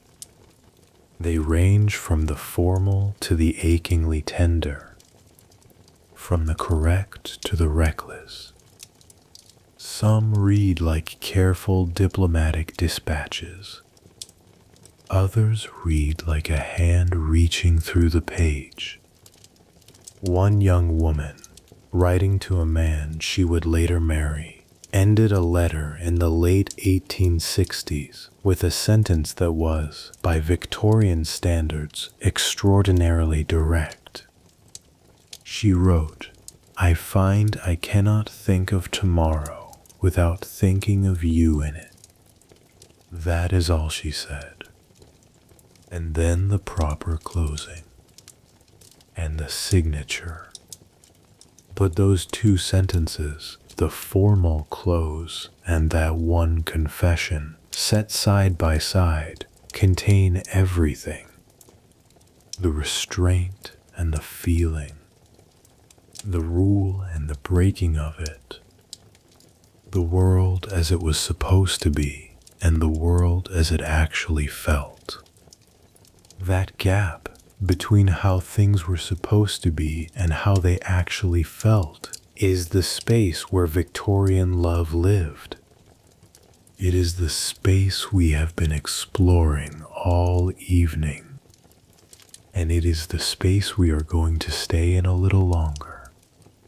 Because the gap did not close when the letter was written. It did not close in the ballroom or the drawing room. It was maintained carefully and deliberately by a presence that sat in the corner of every room, that accompanied every carriage ride, that stood just close enough to hear everything and just far enough away to seem as though she was not listening. The room is quieter now. The music has stopped, and that presence is waiting for us. There is always a third person in the room, not always visible, not always named, not always even physically present in the way we usually mean, but there, a presence that shaped every conversation, every glance, every careful sentence spoken across a drawing room or a garden path or a ballroom floor. The Victorians had a word for this presence when it took human form. Chaperone? From the French, a hood, a cover, something that shelters and conceals. And in Victorian England, the chaperone was exactly that. A cover, a shelter. The human embodiment of the social rules that said these two people may not be alone together. Not yet. Perhaps not ever. but certainly not yet. Now we are going to sit with the chaperone. Not as a figure of comedy, she has been that often enough in novels and films, the fussy aunt in the corner, the stern matron with her eye on the clock. We are going to sit with her as what she actually was. A woman, often older, often a woman who had once been in exactly the situation she was now supervising, who had once been the one watched and guided and gently steered, and who now sat in the corner of someone else's drawing room, watching someone else's youth, holding in her hands the weight of everything that could go wrong. To understand the chaperone system, you need to understand what it was protecting, or rather, what it was believed to be protecting. In Victorian England, the reputation of an unmarried woman was an extraordinarily fragile thing. We have talked about this before. The way reputation was not a nicety, but a form of survival. The chaperone system took that reality and made it structural. It said the safeguard should not depend on individual judgment or on the goodwill of any particular young man. The safeguard should be institutional. It should be present, literally present, in the room. A respectable, unmarried woman of the upper and middle classes did not go anywhere alone with a man who was not a close relative. Not for a carriage ride. Not for a walk in the garden if the garden was walled and out of sight. Not for a visit to a neighbor. Not, certainly, for a lengthy conversation in a room where the door was closed. The chaperone accompanied. Always. And in her accompanying, she was not merely a chaperone. She was a signal to the world. She said, "This woman is under protection. This woman is respectable. Whatever you see here is being conducted within the rules." Who was the chaperone? In upper-class households, she was usually a married woman, the girl's mother most often, or a married aunt, or an older married friend of the family. The key word was married. A married woman had crossed the threshold. She was no longer subject to the same restrictions as an unmarried one. She could accompany, be present, move through social space with a freedom that unmarried women could not access. Her married status was her passport, and in exercising that passport on behalf of a younger woman, she was performing a significant social service.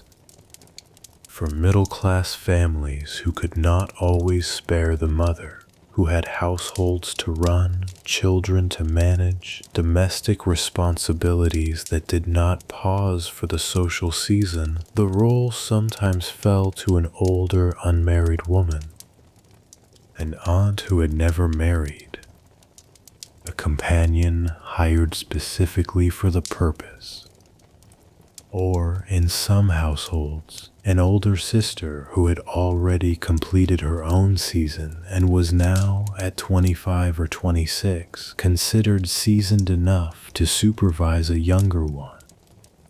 For working-class families, the formal chaperone barely existed as an institution. A mother accompanied when she could, an older sibling sometimes, a neighbor or friend of the family who happened to be going the same direction.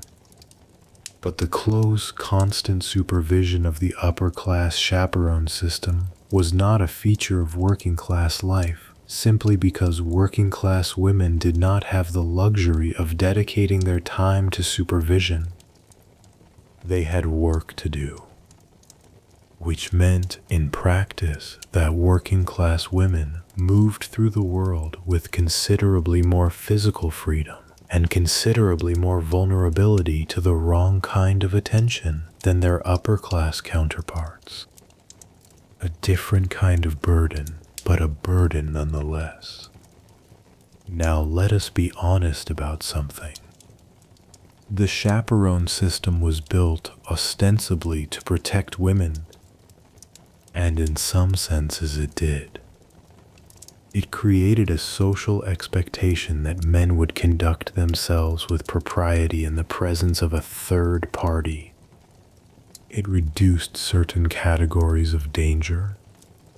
It gave women a legitimate structure to point to when deflecting unwanted attention. I am not chaperoned, without having to make the refusal personal.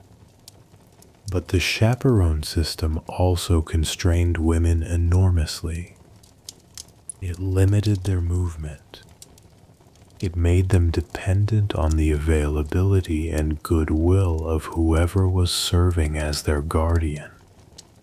It infantilized them in the sense that it treated adult women as incapable of navigating social situations without supervision. And it created a dynamic in which a woman's respectability was defined not by her own conduct alone, but by the company she kept and the supervision she was under. A woman chaperoned was respectable. A woman unchaperoned, even briefly, even innocently, even by simple accident, was vulnerable. To gossip, at minimum. To something worse, if circumstances allowed. Here is what I keep returning to: the way the entire weight of social order fell on women's behavior while largely leaving men's behavior to their own discretion. The chaperone supervised the woman. She could not, in any real sense, control the man. She was a witness, not a barrier. And the reputation consequences of any transgression, whether genuine or merely perceived, fell almost entirely on the woman's side. The man could weather gossip. The woman could not. And so she was watched and accompanied and guided and guarded. Not because she was the danger, but because she was the one who would bear the cost if anything went wrong. Let us step into a particular afternoon. A drawing room in a prosperous middle-class home. The windows face the street. The curtains are half drawn against the afternoon light. There is a fire, though it is not cold enough to really need one. Fires were kept going in reception rooms almost regardless of temperature, a signal of comfort and prosperity. On a low chair near the window sits a woman of about 50. She is the young woman's aunt, her mother's sister, who has come to stay for the month, and who has taken on, as a matter of course, the role of companion and chaperone. She has her embroidery. She is working on something in pale blue thread, flowers of some kind, a border for a pillowcase. She is not looking at the two young people in the room. She is looking at her embroidery, but she is hearing everything. Across the room, on the sofa, sits a young woman of 22, and in the armchair angled toward her, not too close, not directly facing, but within conversation distance, sits a young man of perhaps 26. He has called twice before. This is the third call. Everyone in the room knows what 3 calls means, including the aunt with her embroidery. The young people are talking about a book. something they have both read or both claim to have read, though the young man suspects she has gotten further into it than he has. She is saying something about the ending. He is leaning forward slightly, and then there is a pause. A pause that goes just slightly too long for a conversation about a book. A pause that has a different quality to it. The aunt's needle passes through the fabric, in and out, in and out. She does not look up, but her ears are excellent, and she is acutely aware that the pause exists. The young woman becomes aware of it too. She says something light, a small deflection, and the conversation moves on. The aunt does not smile, but something in her posture relaxes very slightly, because that pause, that particular quality of silence, is a thing she knows. She knew it 50 years ago. She knows it still. I want to spend a moment with the aunt, because she is so often treated as furniture, as background, as a plot device in someone else's story. She is not. She is a woman with a history as long and complicated as anyone else in the room. Perhaps she married. Perhaps she did not. Perhaps she is here in this role precisely because her own story ended in a way she did not choose. A man who did not come back. A season that passed without the expected result. A quiet understanding reached somewhere around the age of 30 that her life was going to be a different shape from the one she had imagined. And the life she built in the wake of that understanding was real and full and hers. She has opinions. She has read widely. She has traveled, perhaps, or run a household, or cared for aging parents. She has seen things. She has thought about them.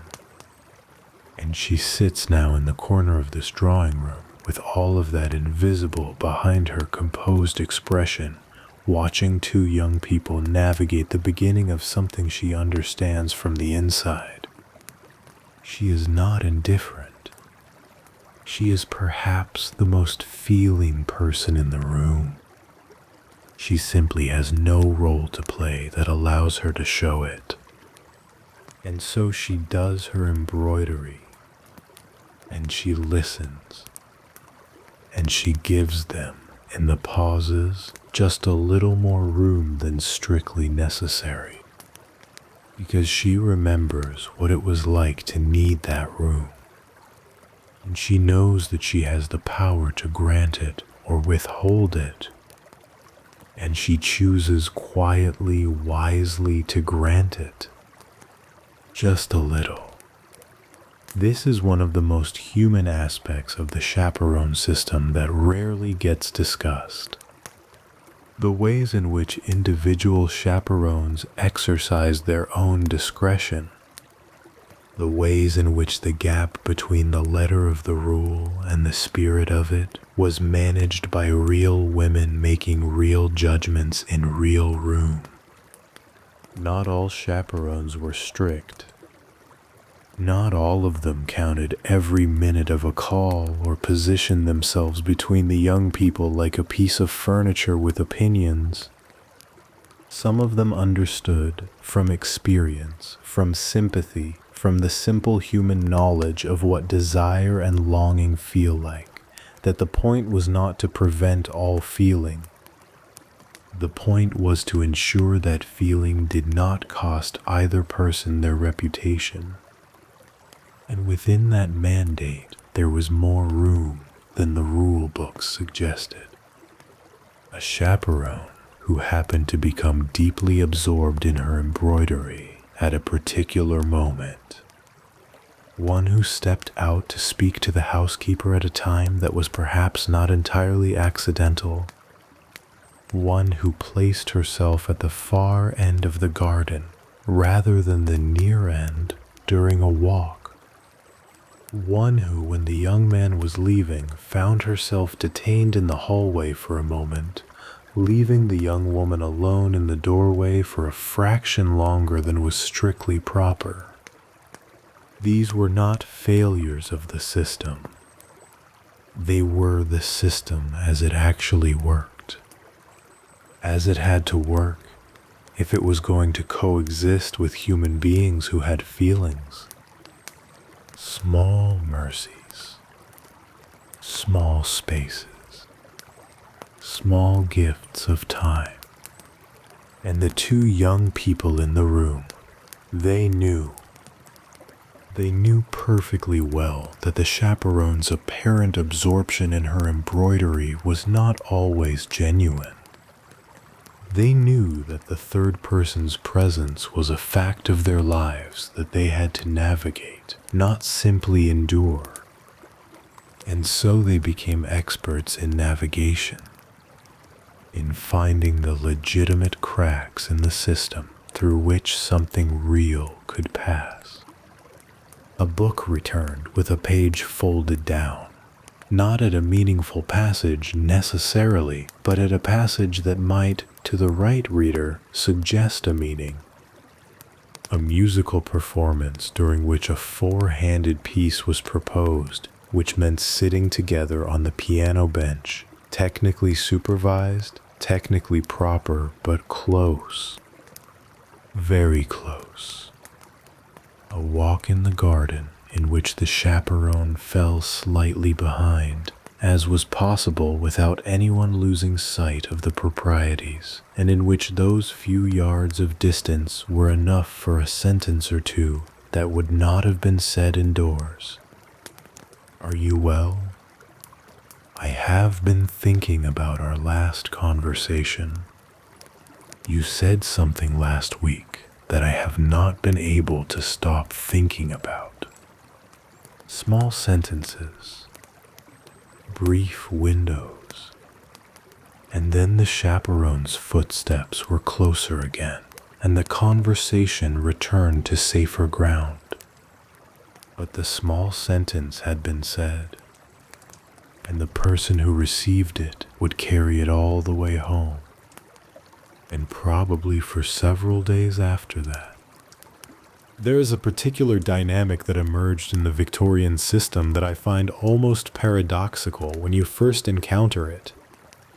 The presence of the chaperone, the constant supervision, the enforced distance, actually intensified the romantic experience rather than diminishing it.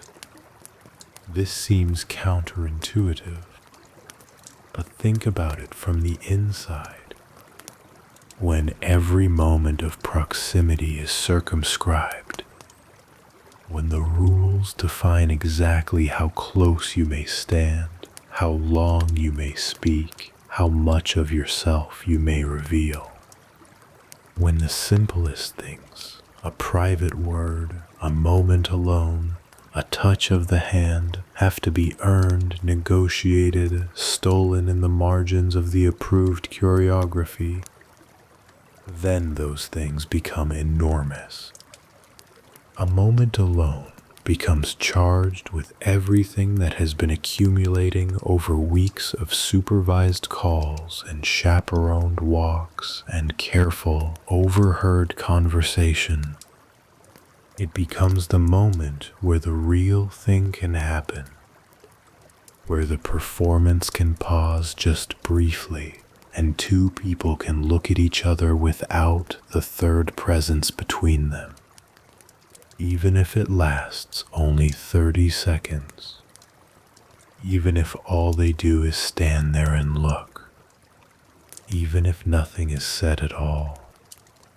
It is enough to last a month. The deprivation creates the intensity. The rules create the meaning, which is perhaps what the Victorians understood on some level when they built the system. That love which has been made to wait becomes something extraordinary, something that knows its own value precisely because it has been so carefully withheld. But I do not want to romanticize this too completely, because the chaperone system was also simply exhausting. There is a diary entry from a young woman writing in the 1870s. She did not name herself, or if she did, the name was later removed by whoever kept the diary, in which she describes attending 15 supervised social events in a single month. 15 mornings, afternoons, and evenings in the presence of a third party. 15 conversations conducted in awareness of being heard. 15 moments of coming home and lying on the bed and thinking about everything she had not been able to say. She wrote, "I am so tired of being good." Not bad, she clarified, not that she wished to be bad.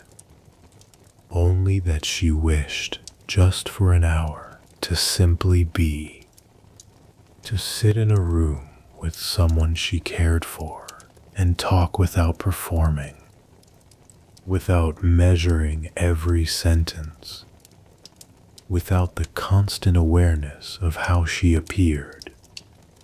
I find that sentence, "I am so tired of being good," one of the most honest things written about Victorian courtship from the inside.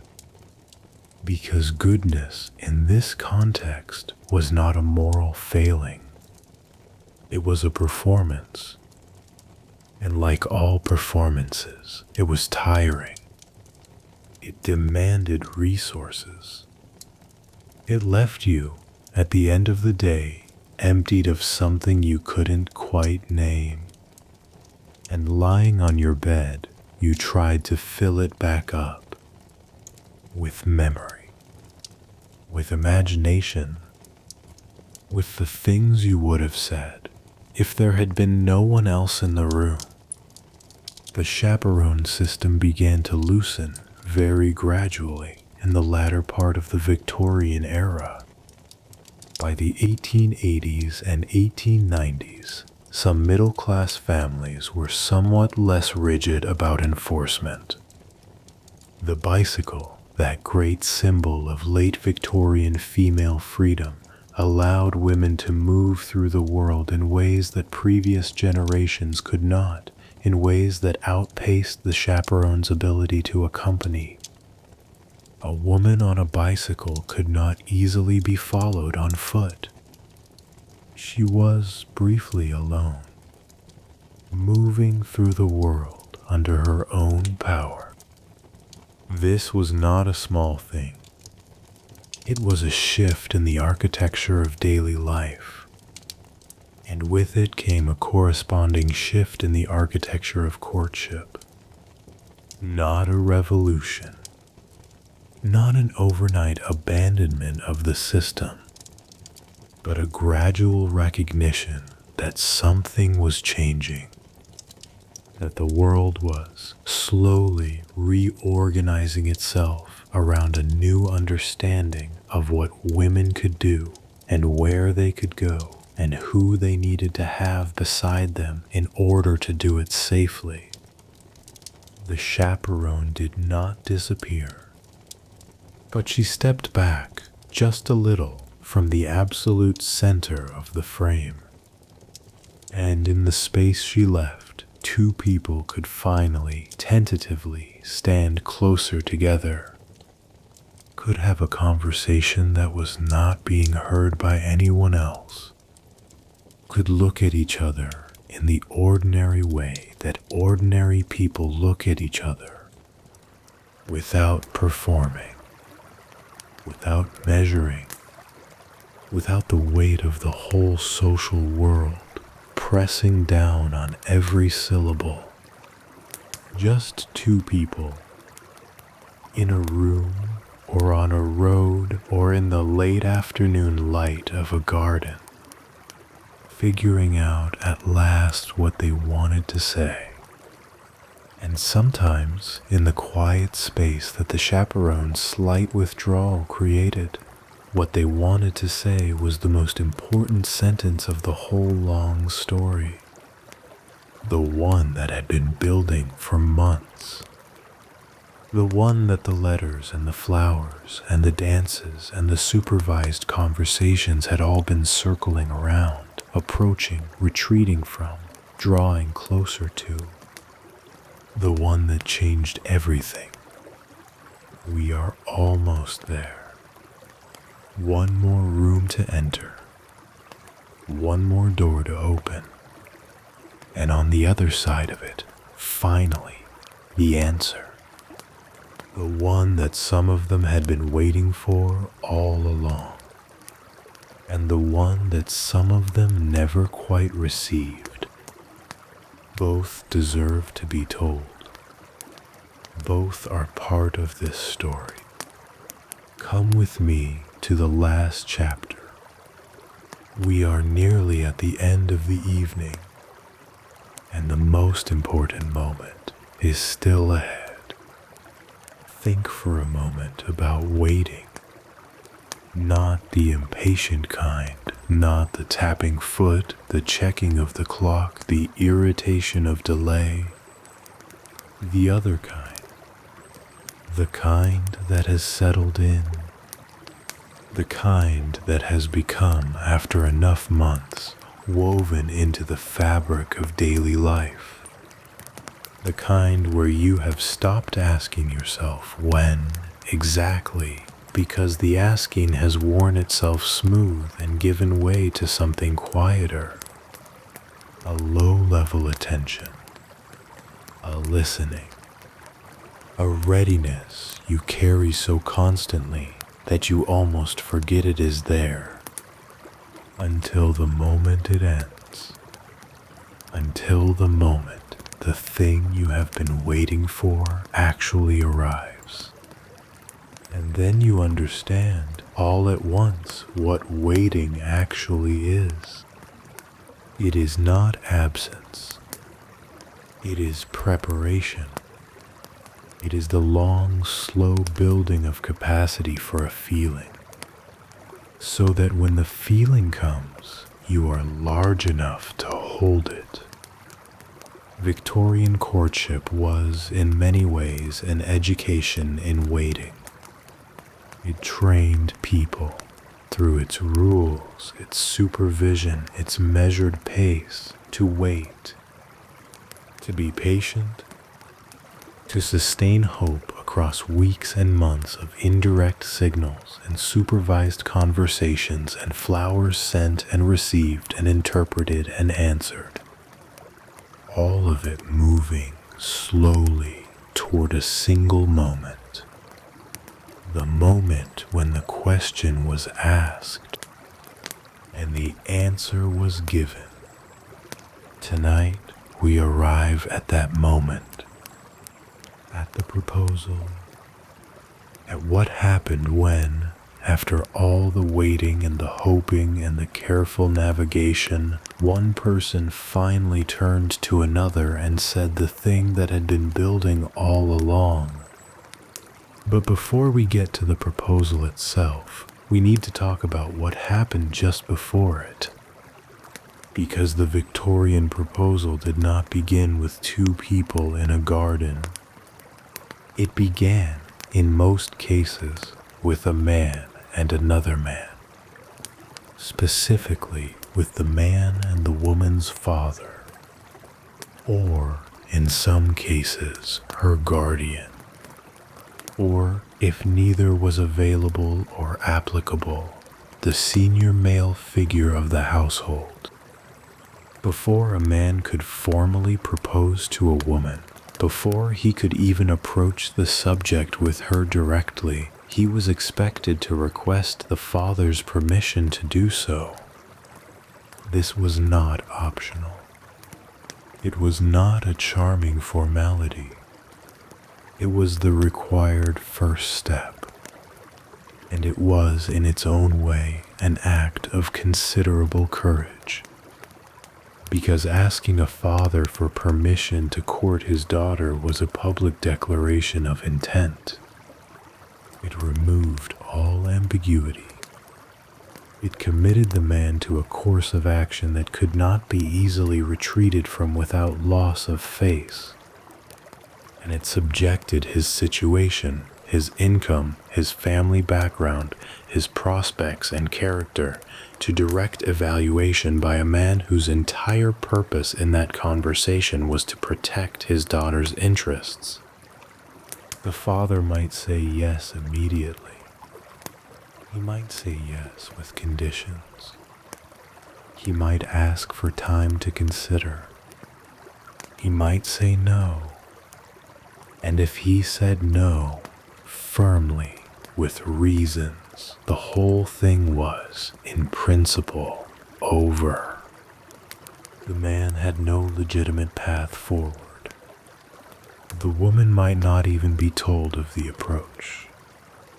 She might simply notice over the following weeks that he no longer called, that he was no longer at the usual social events, that he had, in the language of the time, withdrawn, and she would understand what that meant, and she would have no official way to ask about it, only the slow realization, only the understanding that a decision had been made about her future by someone other than herself. What fascinates me about the permission conversation, the father and the suitor, in the study or the library, the door closed, is how much it laid bare the fundamental tension in Victorian courtship.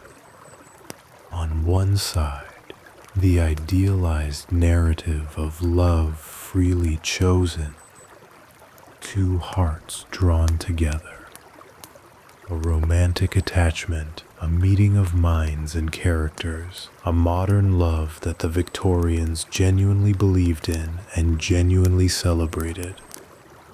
On the other side, the practical reality that marriage was a financial and social transaction, that a daughter's future was her father's responsibility to protect, that the right match was not only the one she felt most for, but the one that would provide for her adequately, that would protect her status, that would not diminish the family's position. Both of these things were true simultaneously, and the courtship system was built to hold both, to allow for genuine romantic feeling while ensuring that it operated within a structure of practical vetting.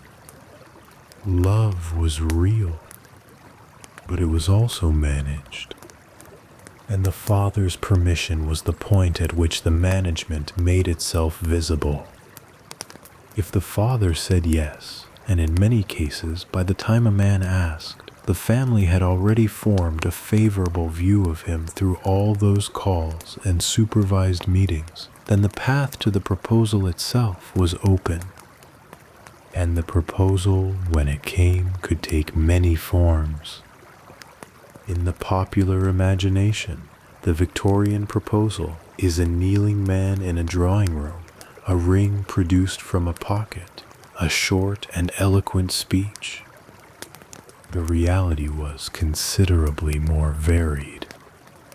Some proposals were indeed spoken, face to face, in a private moment finally granted after all the supervision. A garden that happened, for once, to be empty of other people. A library with a door that was for a few minutes closed. A carriage ride in which the only other occupant was a carefully inattentive driver. Some men proposed in writing, a letter that most Victorian of forms carried the question, carefully composed, often rewritten multiple times, sent with a combination of hope and terror that is probably not very different from the terror felt before any declaration of consequence in any era. And some proposals were half spoken and half understood, two people in a room in conversation arriving by gradual degrees at a mutual understanding so clear that the formal question became almost a confirmation rather than a revelation.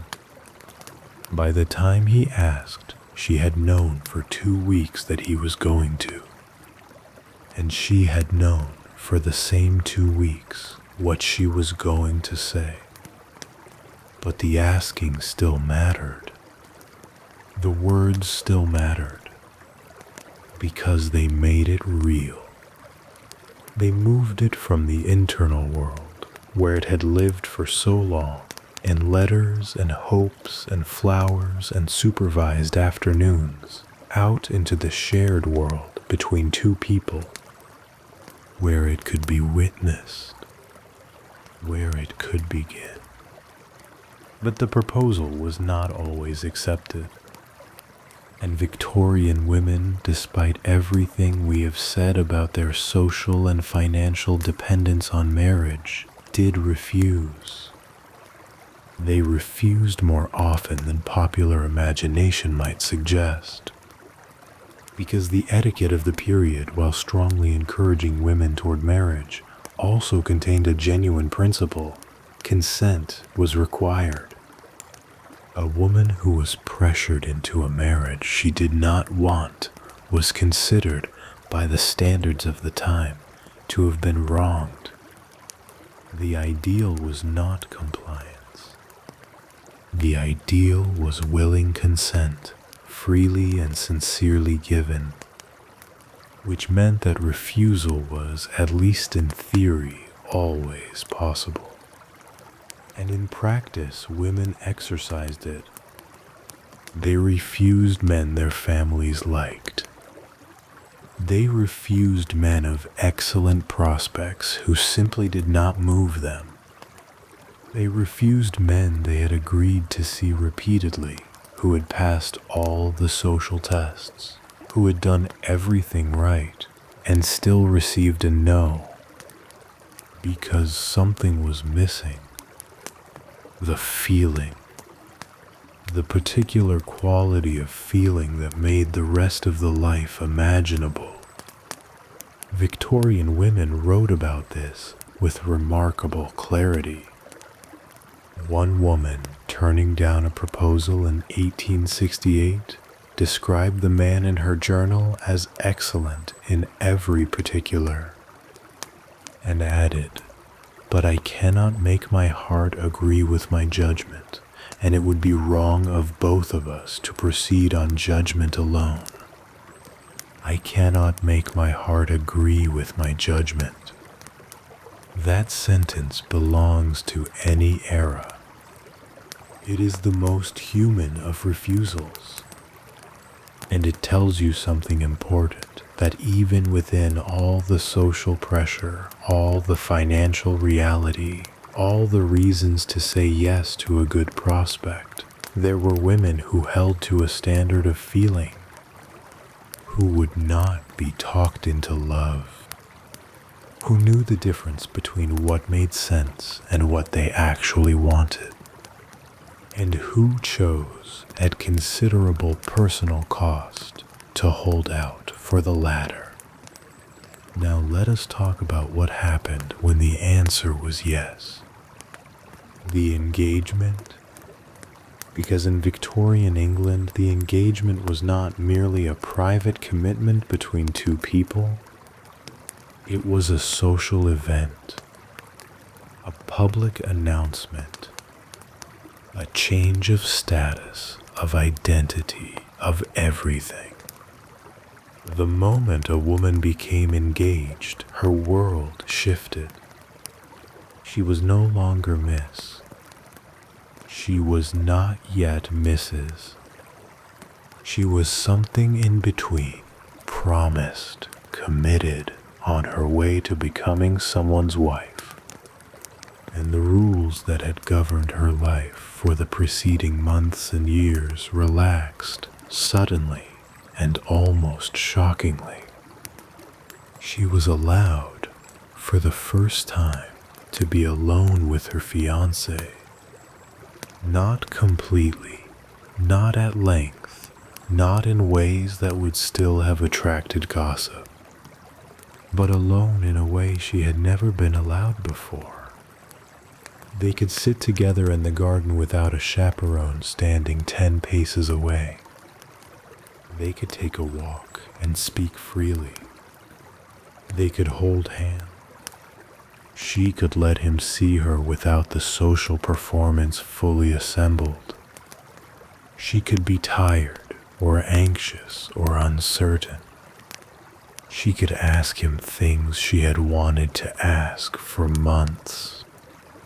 He could answer without calibrating every word for an invisible audience. The engagement period was, in many ways, the first honest time in the whole long process. And for many couples, it was the period in which they actually came to know each other. Not the performed versions they had been during courtship. The real people. With their actual thoughts, their real uncertainties, their genuine characters.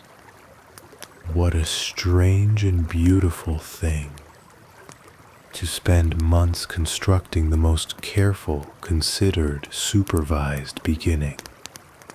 And then, at the end of it, to finally be allowed to simply sit together and find out who you were to each other. The engagement ring was given, usually, at the time of the proposal or shortly after. The ring itself was not always a diamond. That tradition became dominant only later in the 20th century. Victorian engagement rings were often stones of meaning, sapphires for loyalty, rubies for passion, turquoise for good fortune, or a cluster of smaller stones, sometimes arranged so that their first letters spelled a word. Dearest, diamond, emerald, amethyst, ruby, emerald, sapphire, topaz. Regard, ruby, emerald, garnet, amethyst, ruby, diamond. Even in the ring, the Victorians found a way to embed a hidden message, to say something in code, in stone, set into gold, worn on the finger closest to the heart, because of course they did. Even in the moment of formal commitment, they were still speaking in the language they had always preferred, the language beneath the surface, the meaning behind the visible thing. The engagement period also brought something new into the relationship. Letters, now properly addressed.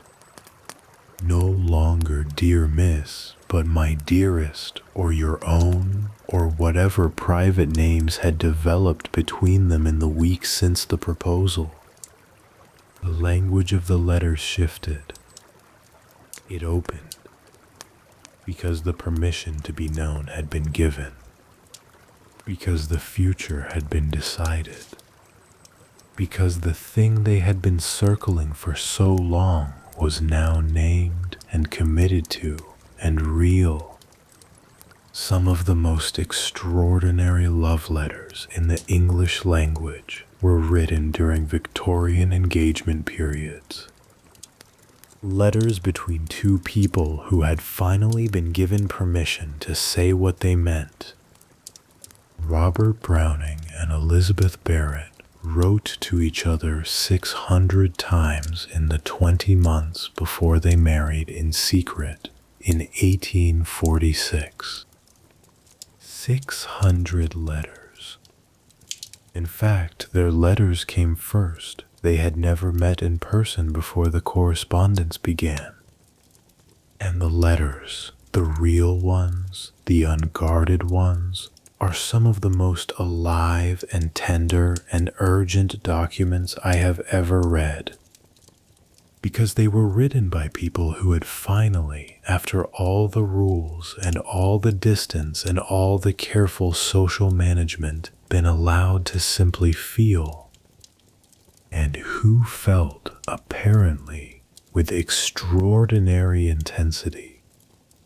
"I love you," Robert Browning wrote, "as is proper to love, with the whole wide nature God has given me." Elizabeth Barrett answered, "You have touched me more profoundly than I thought even you could have touched me." 600 letters. A love built entirely on words, on paper, on the act of reaching across distance through the medium of language, and it produced, between them, one of the great literary collaborations of the century. Two people who were made more themselves by being known by each other. But not every story ended here. Not every long courtship produced an engagement. Not every carefully sent flower was answered. Not every filled dance card led to a proposal. Not every hopeful call received the welcome it had been waiting for. Some people waited and hoped, and the answer did not come, or the answer that came was not the one they needed, and they carried that too, quietly, in the same way that feeling had always been carried in this world. Privately, inwardly, with dignity. There is a woman I want to acknowledge before we close. She has no name in any history book. She never wrote a memoir. She did not marry a famous poet. She lived in a market town somewhere in England in the middle of the century, and she loved a man who did not love her back, or who loved her, perhaps, but not enough, or who loved her and married someone else for reasons she never fully understood. She continued her life. She was useful. She was present. She was not defined outwardly by the thing she carried. She taught Sunday school, perhaps. She helped her sister's children. She read widely.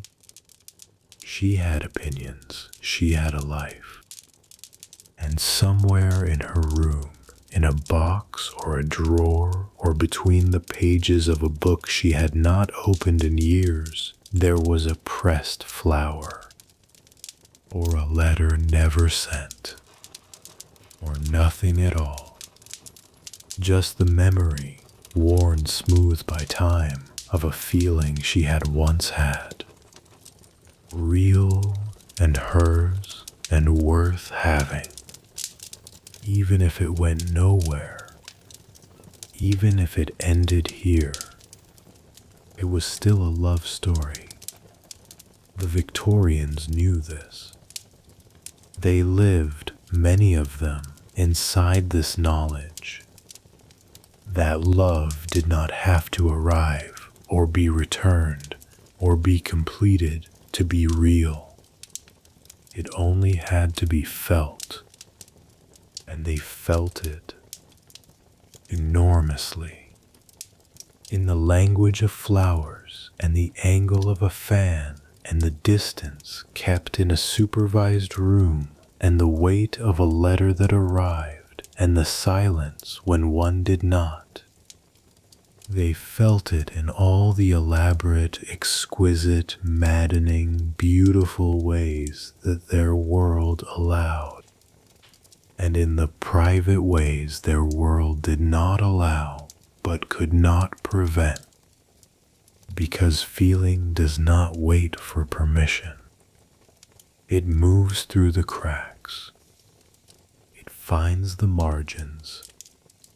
It flows under the floorboards of the most rigidly managed social system and comes up eventually through the places where the boards don't quite meet, in a sentence half finished, in a pause that goes just slightly too long, in a glance held a moment past the acceptable, in a flower laid quietly on a table with no note, in a word, just one word, written at the bottom of a letter that otherwise said nothing particularly important. Always. That word, written perhaps without even thinking about it, in meaning, in the language of a world where nothing was simple and everything meant something. I am not going anywhere. I am still here. I will still be here. We have traveled a long way together tonight. From the drawing rooms of London to the garden gates of market towns, from the blazing chandeliers of the season's great balls to the quiet candlelit desk where a letter was written and kept and never sent, from the intricate grammar of flowers and fans and gloves to the plainest, most unadorned thing of all, one person hoping that another person felt the same. That is the oldest story there is. And the Victorians told it with more ceremony, more artistry, more elaborate care than perhaps any culture before or since. Not because they were cold, but because they understood, in a way we sometimes forget, that love is worth the ceremony, that the approach matters, that the slow building of feeling, the careful navigation of hope, the patient endurance of rules and supervision and waiting, all of it is not an obstacle to love. It is part of love. It is the part that says this person is worth being careful for, worth being patient for, worth the long walk through the whole intricate machinery of the world, just to reach the moment where I can finally say what I mean. What I find so moving at the end of all of this is how recognizable it is. The flowers are different now. The rules are different. The chaperone is gone. The dance cards have long since been put away. But the person at the window, watching the street, the person replaying 4 minutes of conversation for the 6th day in a row, the person who wrote the letter and kept it, the person who stood at the edge of the room watching someone who did not know they were being watched, the person who waited and hoped and carried something private for longer than was entirely comfortable. That person is not Victorian. That person is all of us, has always been all of us, will always be all of us. The world changes, and the rules change, and the language changes. But underneath all of it, the same quiet asking, the same listening for an answer, the same impossible, irresistible human hope. Thank you for spending this long, quiet evening here with me. It means something that you chose to fill your last hours of wakefulness with these stories, with these people, with this world.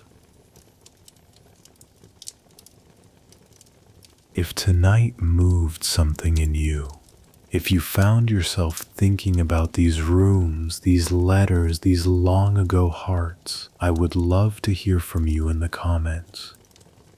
And if you would like to come back, if you would like more of this, more of the hidden histories, the quiet stories, the overlooked corners of the past, then Dreamy Ages will be here waiting for you. There are so many more journeys to take together, so many more rooms to enter, so many more people who deserve to be remembered. But for tonight, let the stories settle around you like something soft. Let the candlelight go dark. Let the drawing rooms empty out and the music fade and the letters fold themselves back into their envelope. Let the flowers rest. Sleep